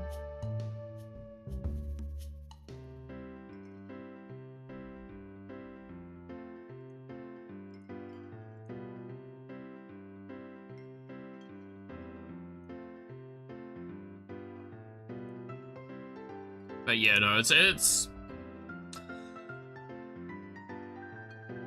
it'll be interesting to see his established character in D&D lore and have him with his eye ready in my current campaign.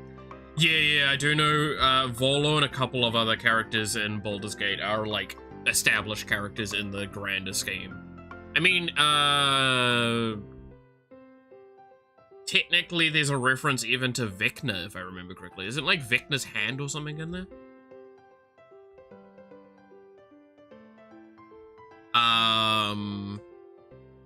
There's like, didn't they add, was it Mix and Boo? And I believe they're established characters in the grander story as well.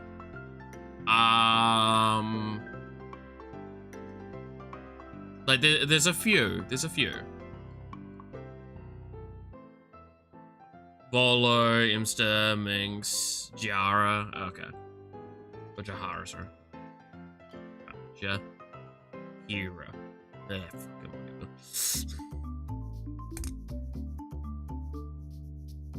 Is Minkskin Boo an available option? Can I play Minkskin Boo? Can I just throw a fucking hamster at people? Can I give you a hamster in this trying time?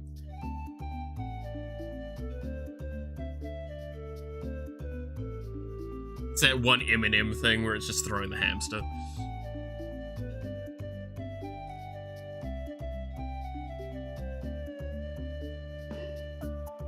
Especially knowing Minkskin,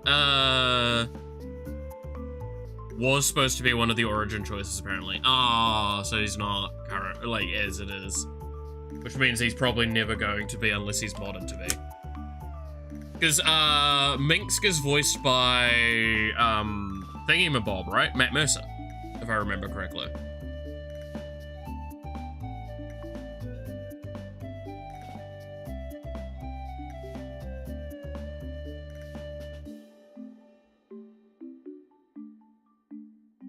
Showed up in every Baldur's Gate game, by the way. Damn.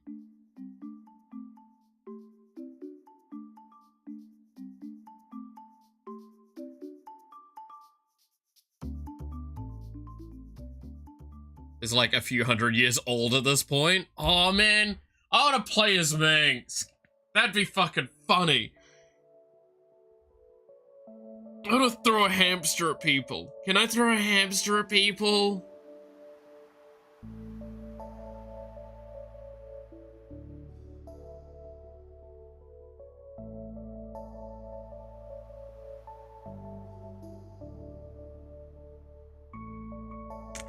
Oh, time to stretch and drink water, everybody. Ugh.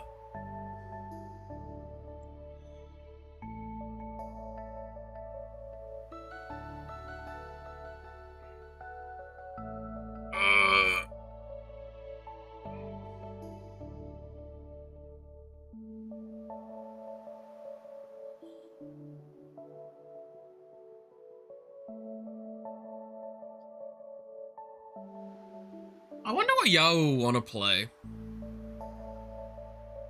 Archer, right? She'll probably want to be like a ranger or something.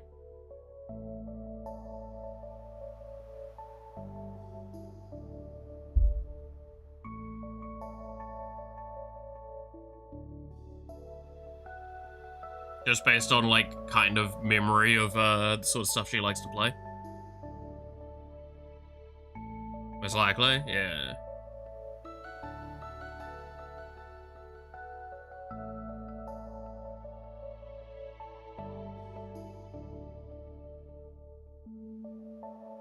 Maybe healer? Yeah, I would be excited to get a pet in the game. True.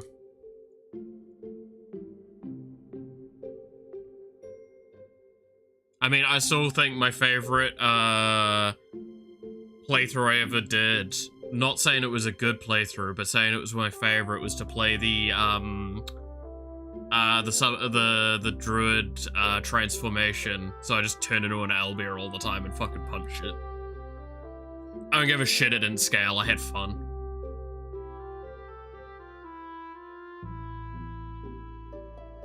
Does druid have wild shape? Yes. Druid does have wild shape. And it was one of my favorite playthroughs, is just to run around as a fucking owlbear and punch shit. Again, in like about Act 2 is when it starts like falling off, if I remember correctly. But I don't fucking care. It also has arguably one of the highest damage ceilings in the game of infinite damage.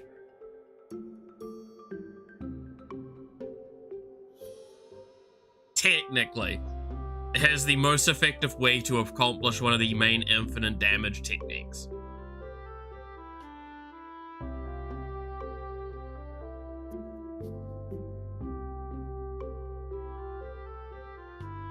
As the many mechanics, but in the video game would be fun for sure, yeah.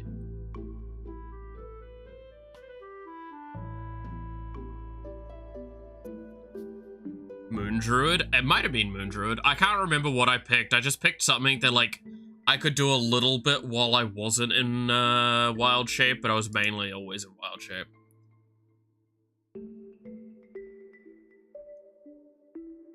It's just fun. Dude, I loved being an owlbear. Was it really frustrating for the people I was playing with? I don't fucking care. I was an owlbear.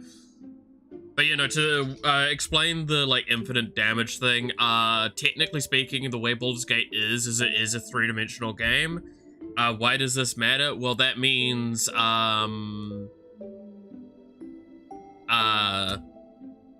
owlbear has a jump.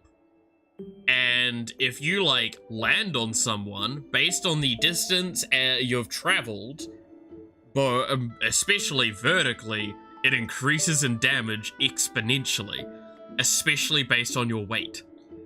So the owlbear has one that means that I believe you're guaranteed a feather fall effect, so you don't take damage when you hit the ground. So there is specifically a room in the game where you hit the, like, you just do infinite damage, because you can jump from the top and just come all the way down and one-shot the boss. There's at least 2 locations where that's somewhat effective. But there's one in especially that you get way more on. Druid has a new stars subclass. Oh? The elixir of the classes enlarge spell wild shape into big owlbear equals owlbear shaped wrecking ball in a wrestling match. Yeah, exactly. It's so fun. It's genuinely the fucking stupidest. It's genuinely a really good time. I don't care if it's, again, like, not as effective as, like, even the displacer cat, fucking cat, whatever. Though, if I recall correctly, that one also gets outscaled by Act 3. It's just got lots of other tricky, weird things it can do to kind of compensate.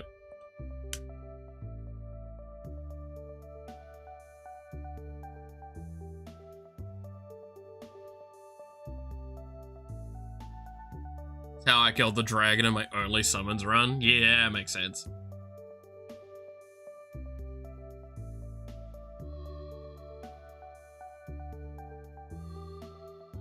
Again, I probably expect I'm gonna play something like very funky and supportive, or very tanky.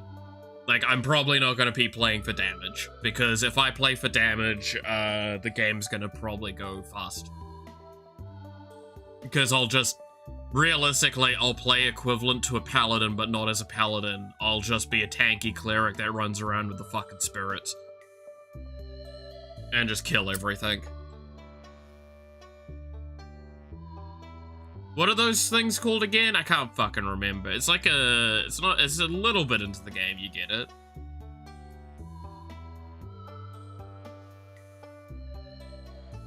You just get a good enough AC and run in with those things, and you're like, cool, Lamau, suffer.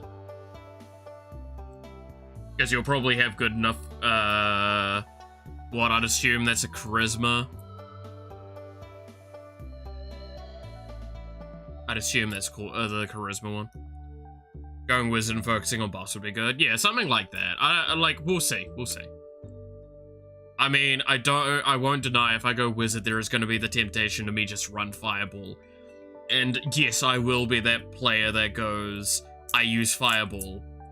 Isn't that going to hit? I use fireball. But the room's only, I said I cast fireball.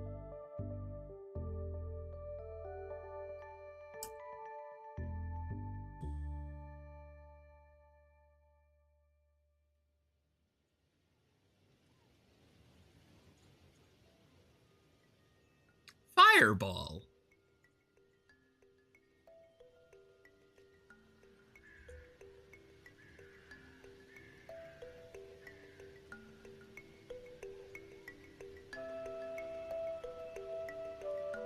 It'll be interesting to see if Yao takes the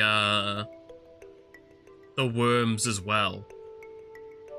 Like, again, there's a lot of choices that I'm just curious to see what Yao will choose.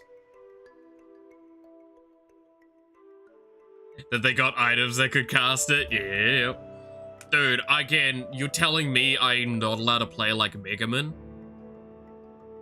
Literally casts nothing, gets fireball, casts fireball, dies. Repeats process every fucking combat. It's like, how do I upcast fireball in the most obscene way? Fireball!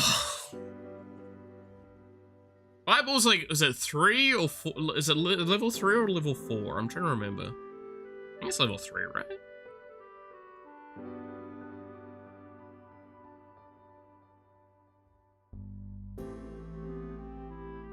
I can't remember. I didn't use it often, admittedly, whenever I played.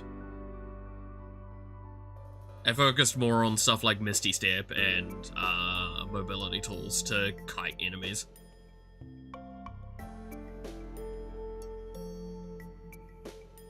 No, I'll literally just fill the role, right?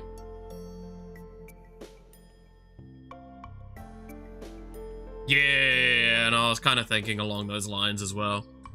As long as we don't have someone playing an Eldritch Blast or the magic missile bullshit, I think we'll be fine.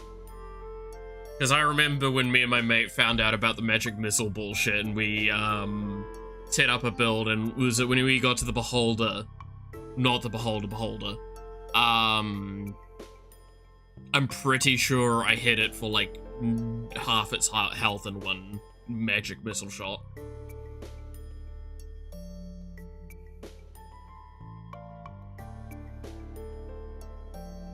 Tank is not really... Yeah, I know tank's not really good in boulders. You typically go tanky.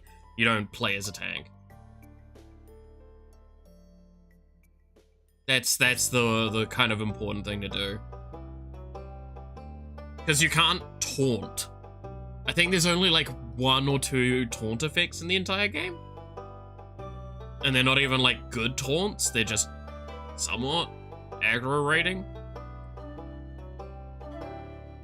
And because you can't taunt, the enemy will prioritize going after a target that is more hittable. Unless you're dead in front of them, but if you're dead in front of them, you potentially are also out of position and gonna get fucking destroyed. Hence why I say, like, a tanky cleric build is, I think, one of the stronger ones. The warlock one, I mean, there's 2 warlock ones, right? There's the blade one, and then there's the Eldritch Blast one, are like 2 of the fucking strongest, if I remember correctly.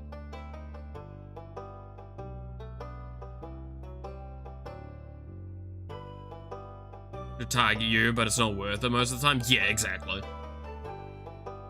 Like, I probably won't be going Paladin at all. In fact, I have never actually played Paladin in that game. I've never had to deal with, like, the oath breaking and shit like that as well. Which would be interesting, I'm not gonna lie. It would be kind of interesting to see how that goes, but I've never dealt with the oath stuff.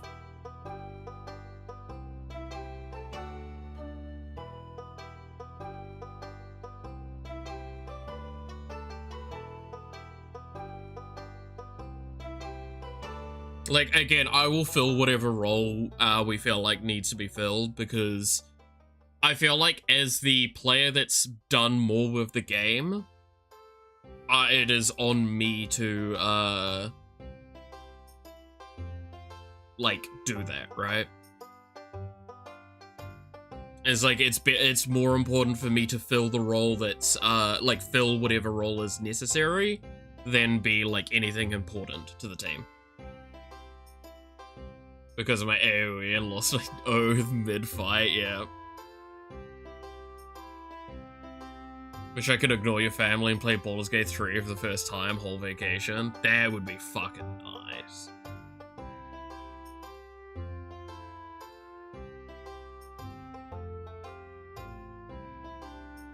I am not envious of having to hang out with family, but I'm also the wrong person to ask for that.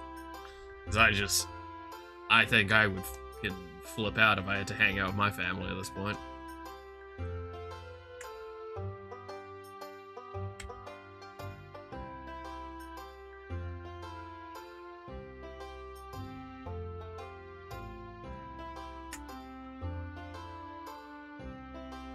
Kill your Okay, wait.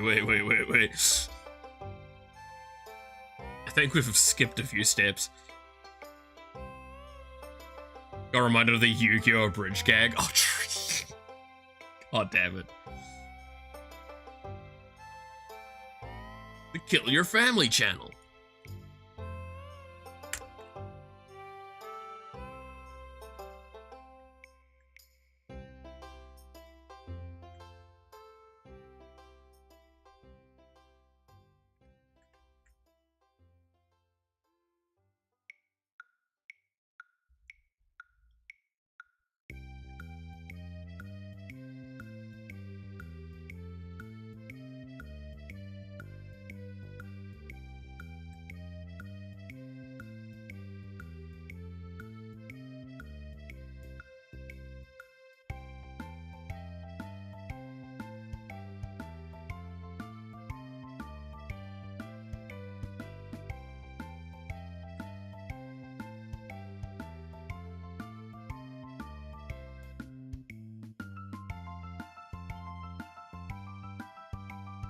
There we go. Found the Necromancer.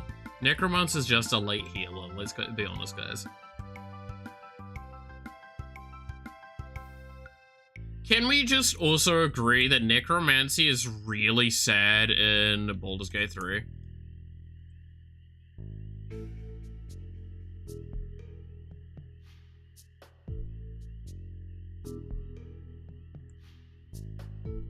Like, it just feels so meh.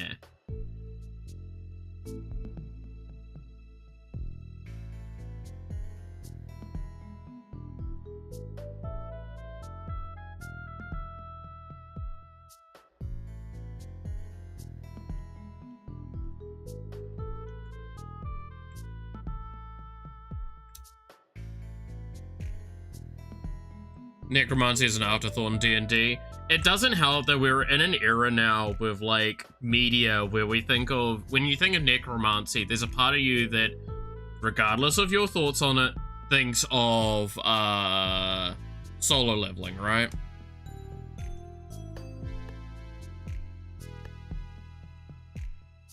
And when you see, like, necromancy in stuff like D&D, it's like, wow, that's just shit.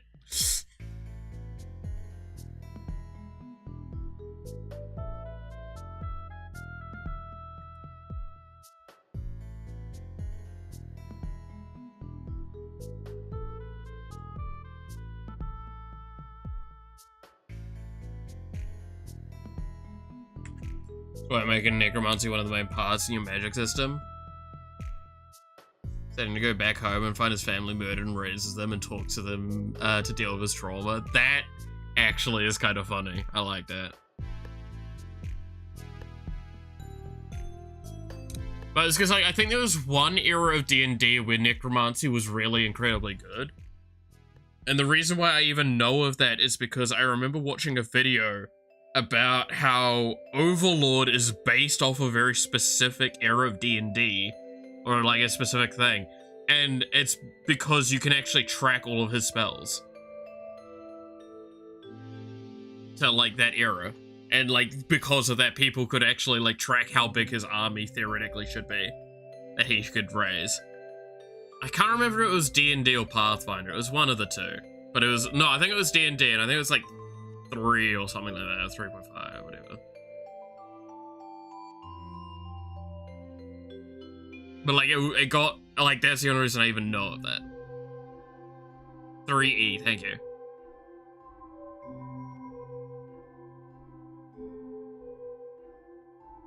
Yeah, that sounds right. Because it's just like, it was really funny, because it's just like, no, you could play as Ainzel Gone in that edition of D&D, and it's like, the fuck do you mean you could? And it's like, well, if you did it correctly, you could make, like, a force of, like, I think it was a few thousand undead. It's like, I'm sorry, what? Yeah, you could just do that. It's like,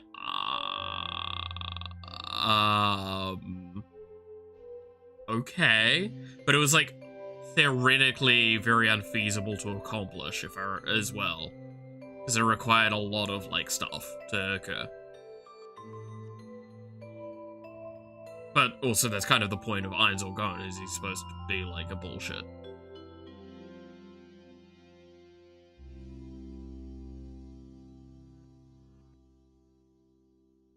He's supposed to be some bullshit. You need a bunch of corpses. Yeah, you'd need a lot of... I think there was a way to, like, pocket corpses as well. I can't remember it all. Again, I'm trying to recall information that I think I looked at, like, potentially... like, a number of years ago that's going to make me depressed if I think too hard on it. I think it was pre-season 3 of Overlord coming out. If that gives an idea, maybe, to age.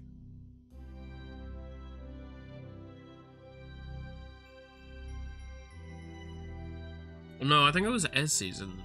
Was it as season 2 or as season 3 was coming out?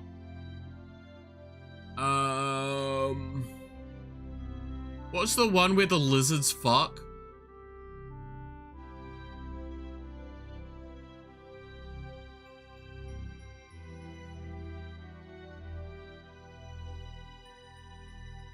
Thank you.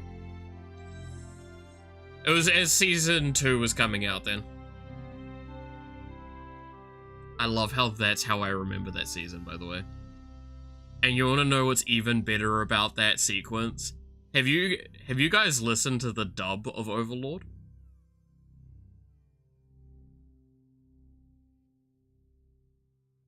Have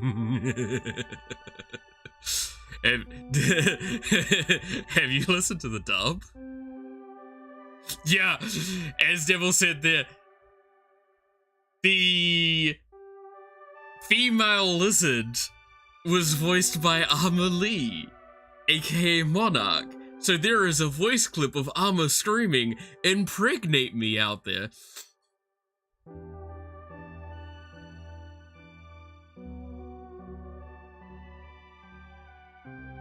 Again, the best part as well, she didn't even like really recognize what was going on until afterwards, and then was like, I'm embarrassed.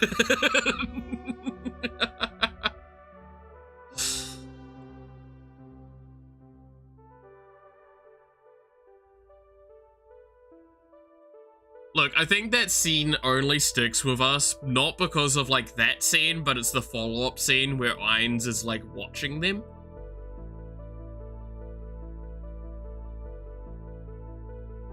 It's like, what are they doing? Oh!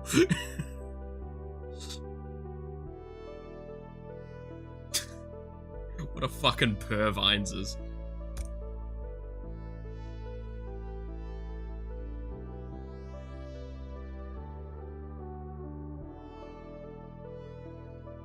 It's not the weirdest thing he could be doing, but it was definitely kind of strange. 5e, sadly, the most is 72 zombies and 6 what? That's so disappointing. That's barely even a decent militia. I want to raise an army. Where is my, I killed someone, therefore I get you as a corpse?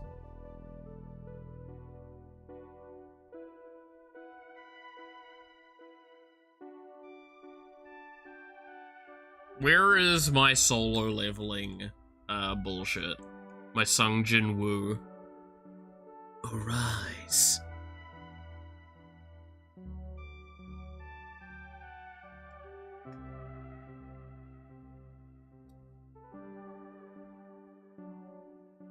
Wakey, wakey. All the other lines that that guy did. Ooh, wise.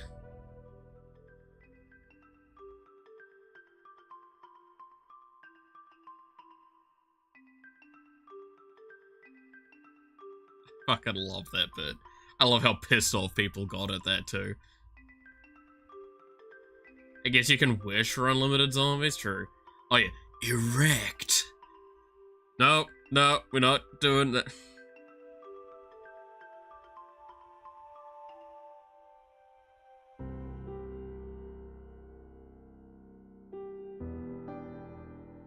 So fucking stupid, that video.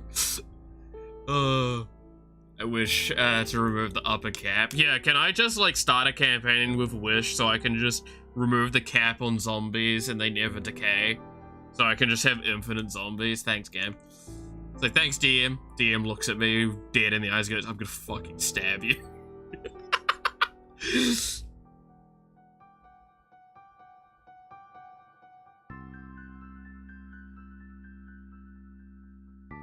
Can I just wish to be Sun Jin Woo? Can I start with negative stats and then just like grow up to be like the Jigga, like having maxed out stats, but I have to work really fucking hard? Look. I stand by. I am all good with a player getting OP shit in games if they earn it, right? Like, I think that that's a perfectly reasonable approach in video games, and, like, JS games in general. Is if your players earn it, and it feels like a valuable enough reward, and it doesn't completely ruin everything, go for it. Obviously, I can't speak too well to stuff like tabletop games, but I can at least speak to other games, right? Like, if you've worked hard and earned it, you've earned it. Go for it. But if you get a person that's like, no, I want to be Sun Jin Woo, like, after he's beaten Baru as, like, level 1, it's like, you can leave.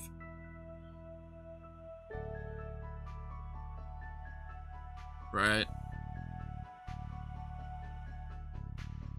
Like, give me Sun Jin Woo while he's still in the hospital.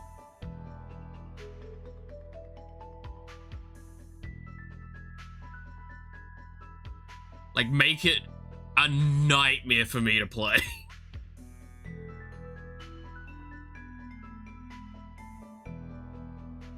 That's the shit that I like. But to be fair, I also like playing city builders where you are constantly on the back foot. Survival city builders are amazingly fun games, man.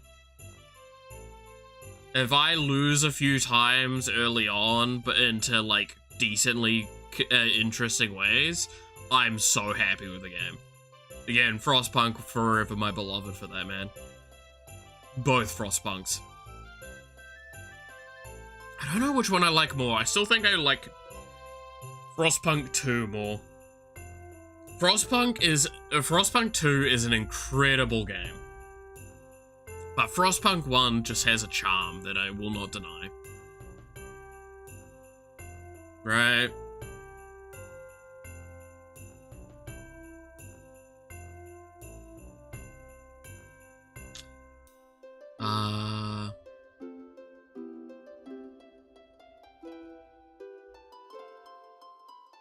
I mean, to be fair, at the moment, I'm having to decide what, I want to do next month for stuff. Because, like, a lot of the stuff that I'm going to be doing is, like, I'm going to probably, again, I apologize to those that are possibly waiting for Dave the Diver. I'm kind of tempted to, like, wait on Dave the Diver until the PC upgrade. Made a Paladin, Oathbreaker, Death Knight, who had a few zombies following him just for aura. Okay, that's pretty good.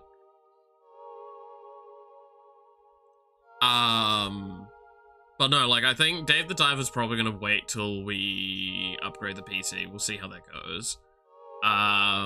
So it is probably just gonna be, like, Tomodachi Life, drawing, and then, like, a couple of other things that I have planned.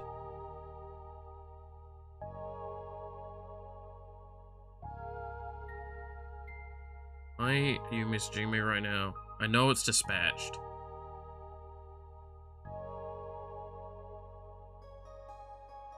Imagine a Paladin Knight making zombies carry his bags. Hell yeah.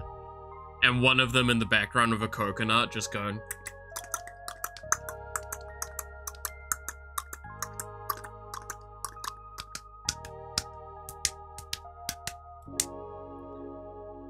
Singing a jauntily tune.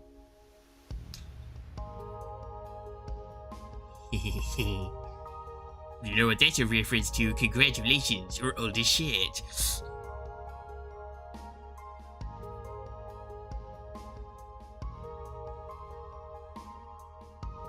Nobody runs games for you. Man, the forever DM problem, man, that you have, Devil. The forever DM problem.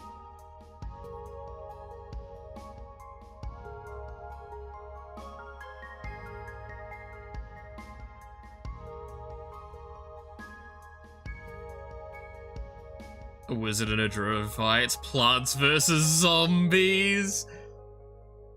Oh my god. If I ever played D&D and I've got like a necromancer and a druid in their party, I'm just literally gonna like flavor win, say that they're playing plants versus zombies in the background. I love being the DM, but I do want to play a little. Yeah, I think that's like the itch that everyone has. Like, it's the same with the inverse. It's like, the forever players probably have like an itch from time to time, kind of like, oh, I kind of want to DM. But like, Spores and a necromancer druid. Hell yeah.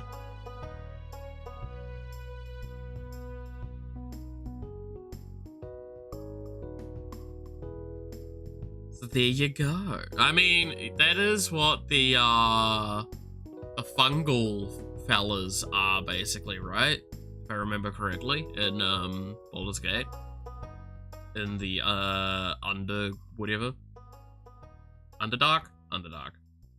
Underdark?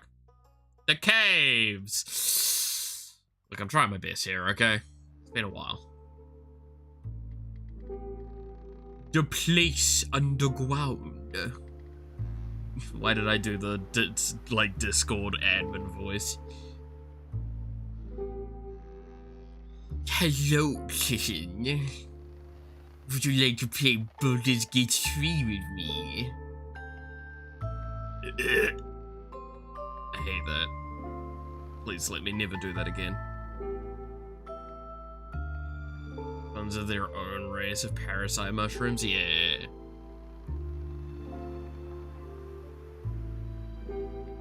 The Last of Us style? Yeah. Good times.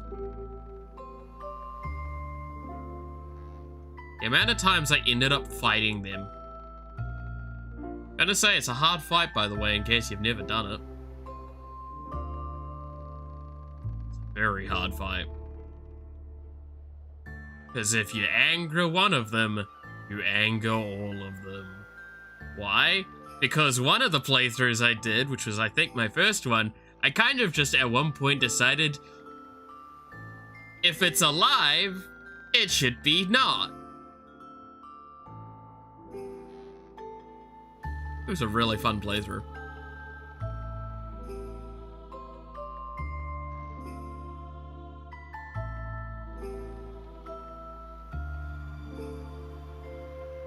Killed them only in the run when I tried to kill everyone I met.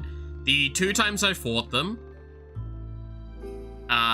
was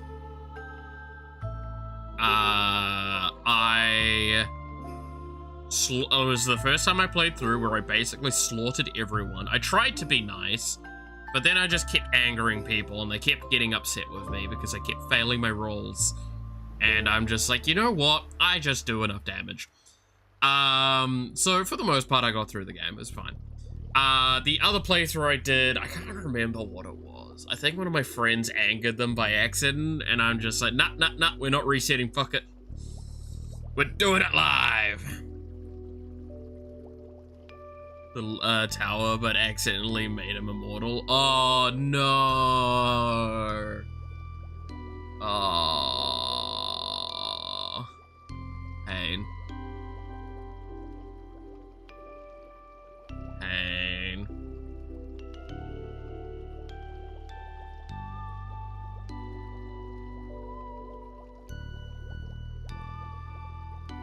Gotta hate when that sort of stuff happens.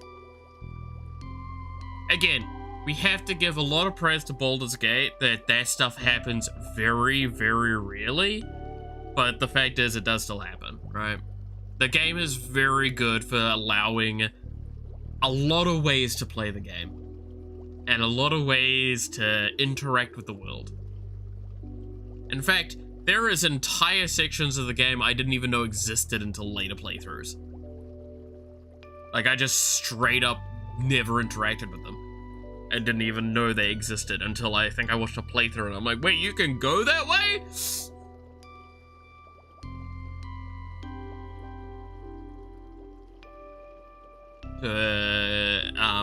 Cutscene, but he dropped to 0 and then healed to full and froze in place.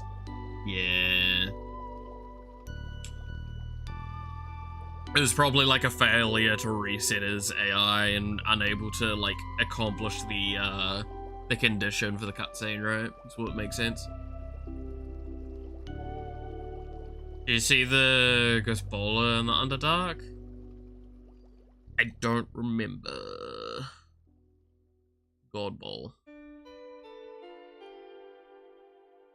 I might have to...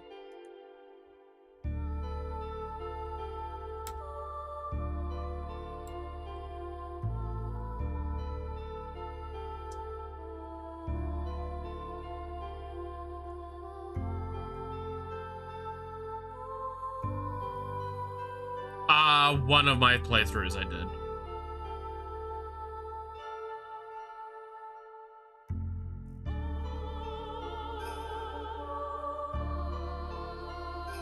That was one of, yeah, Worship by the Fish People. That was one of the examples I had. I didn't even interact with the fish people, I think, the first time I played. Like, I just didn't go that way, if I remember correctly.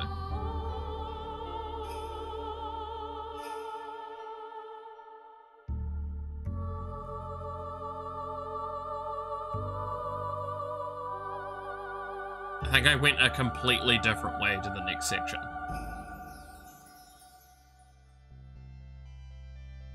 So yeah, if I remember correctly, I just never did that.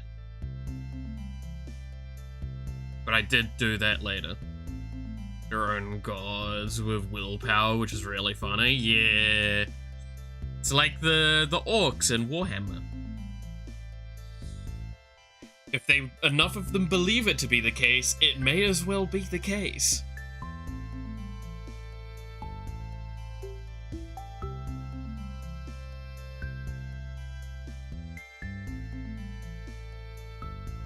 How many playthroughs to hear all the dialogue in all of Baldur's Gate 3? That... I don't even think I could answer that. There are so many unique routes and options that are locked off very easily. You're talking about, like, how many different seeds are there in Slay the Spire? Almost levels. It's like, well, it's a finite amount, but it's theoretically infinite. There's a lot. Like, even if you're just talking about, like, core playthroughs, I could easily argue there's, like, 4 or 5 off the top of my head. And that's still not all of the dialogue.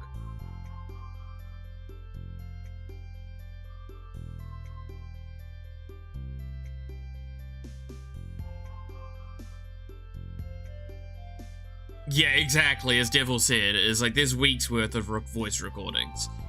Like, just playing the voice recordings. There's a lot. Again, it's one of those times where the game's actually very highly compressed. It's still over 100 gigabytes. It's very highly compressed. Still that much. And almost a very large chunk of it is fucking audio.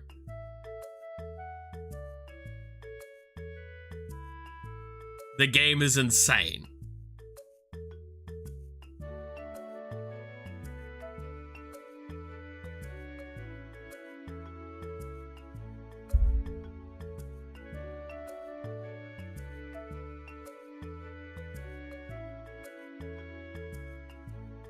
So that's why I say, like, it's... I do not think it is a feasible amount of playthroughs to count to get every single thing. Because, like, there are entire sections and routes that you will not be able to take to get certain audio. And then there's also the fact that, like, hell, even if you take, like, I don't know, let's just use a very loose example. The Emperor route, where you help him out. There's so many branching points from that shit as well.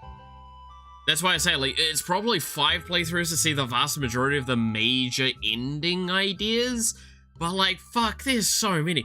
Hell, there's one where, like, Gale sacrifices himself to end it all. There's one where Gale becomes God.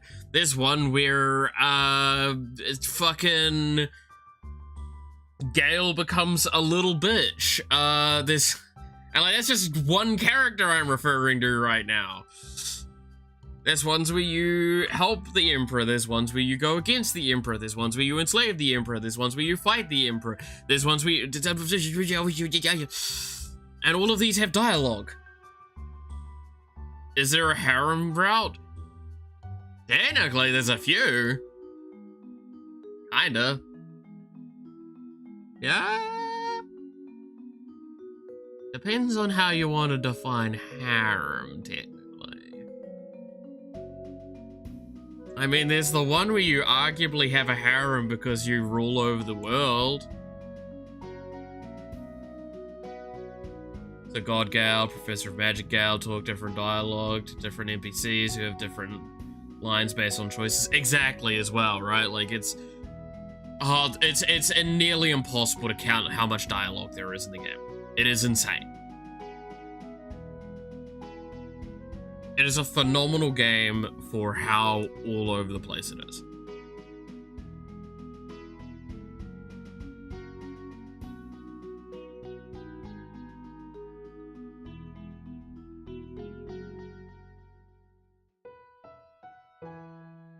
Yeah.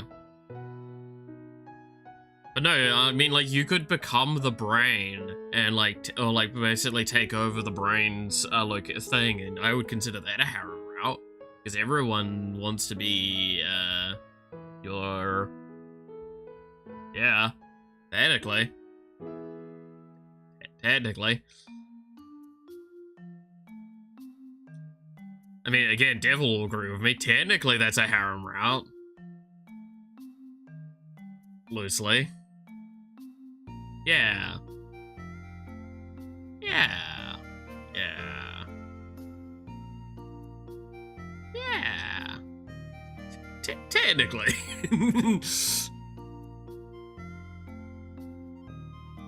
Convince me otherwise. It is. Is there a more harem route than that? I'm trying to think if there's one of the routes with the crown that you take over and you don't. No, there is one where you take over and you don't go that way. I'm pretty sure. I guess that could also be a harem route. I do love how, like, by comparison, though, there are some, like, wild power level differences between your companions. Right? Like, you've got Lae'zel that's just, like, just gets a better warrior. You've got, Karlach that basically becomes an unstoppable force. You've got Gale that becomes a god. And then you've got, like... I mean, Will becomes a pretty powerful, devil, if I remember correctly. If you do the stuff for that. Asterion becomes a vampire king, I think. Or can become a vampire king. All sorts. There's all sorts of different ones. There's a lot of stuff going on. I mean, fuck, there is, to give a really pushing it example, I believe if you're playing as Gale and you romance Karlach and you become God, there is a specific dialogue stuff for that. Like, this is how many dialogue points there are. There is a lot. There is a lot. There is a fucking obscene amount. And I believe you can only see those if you actually play as. Yeah, you have a whole dialogue and cutscene with Mistra that you don't have naturally. And it has way more options and stuff. Yeah. Play as, yeah. No, I know what you mean.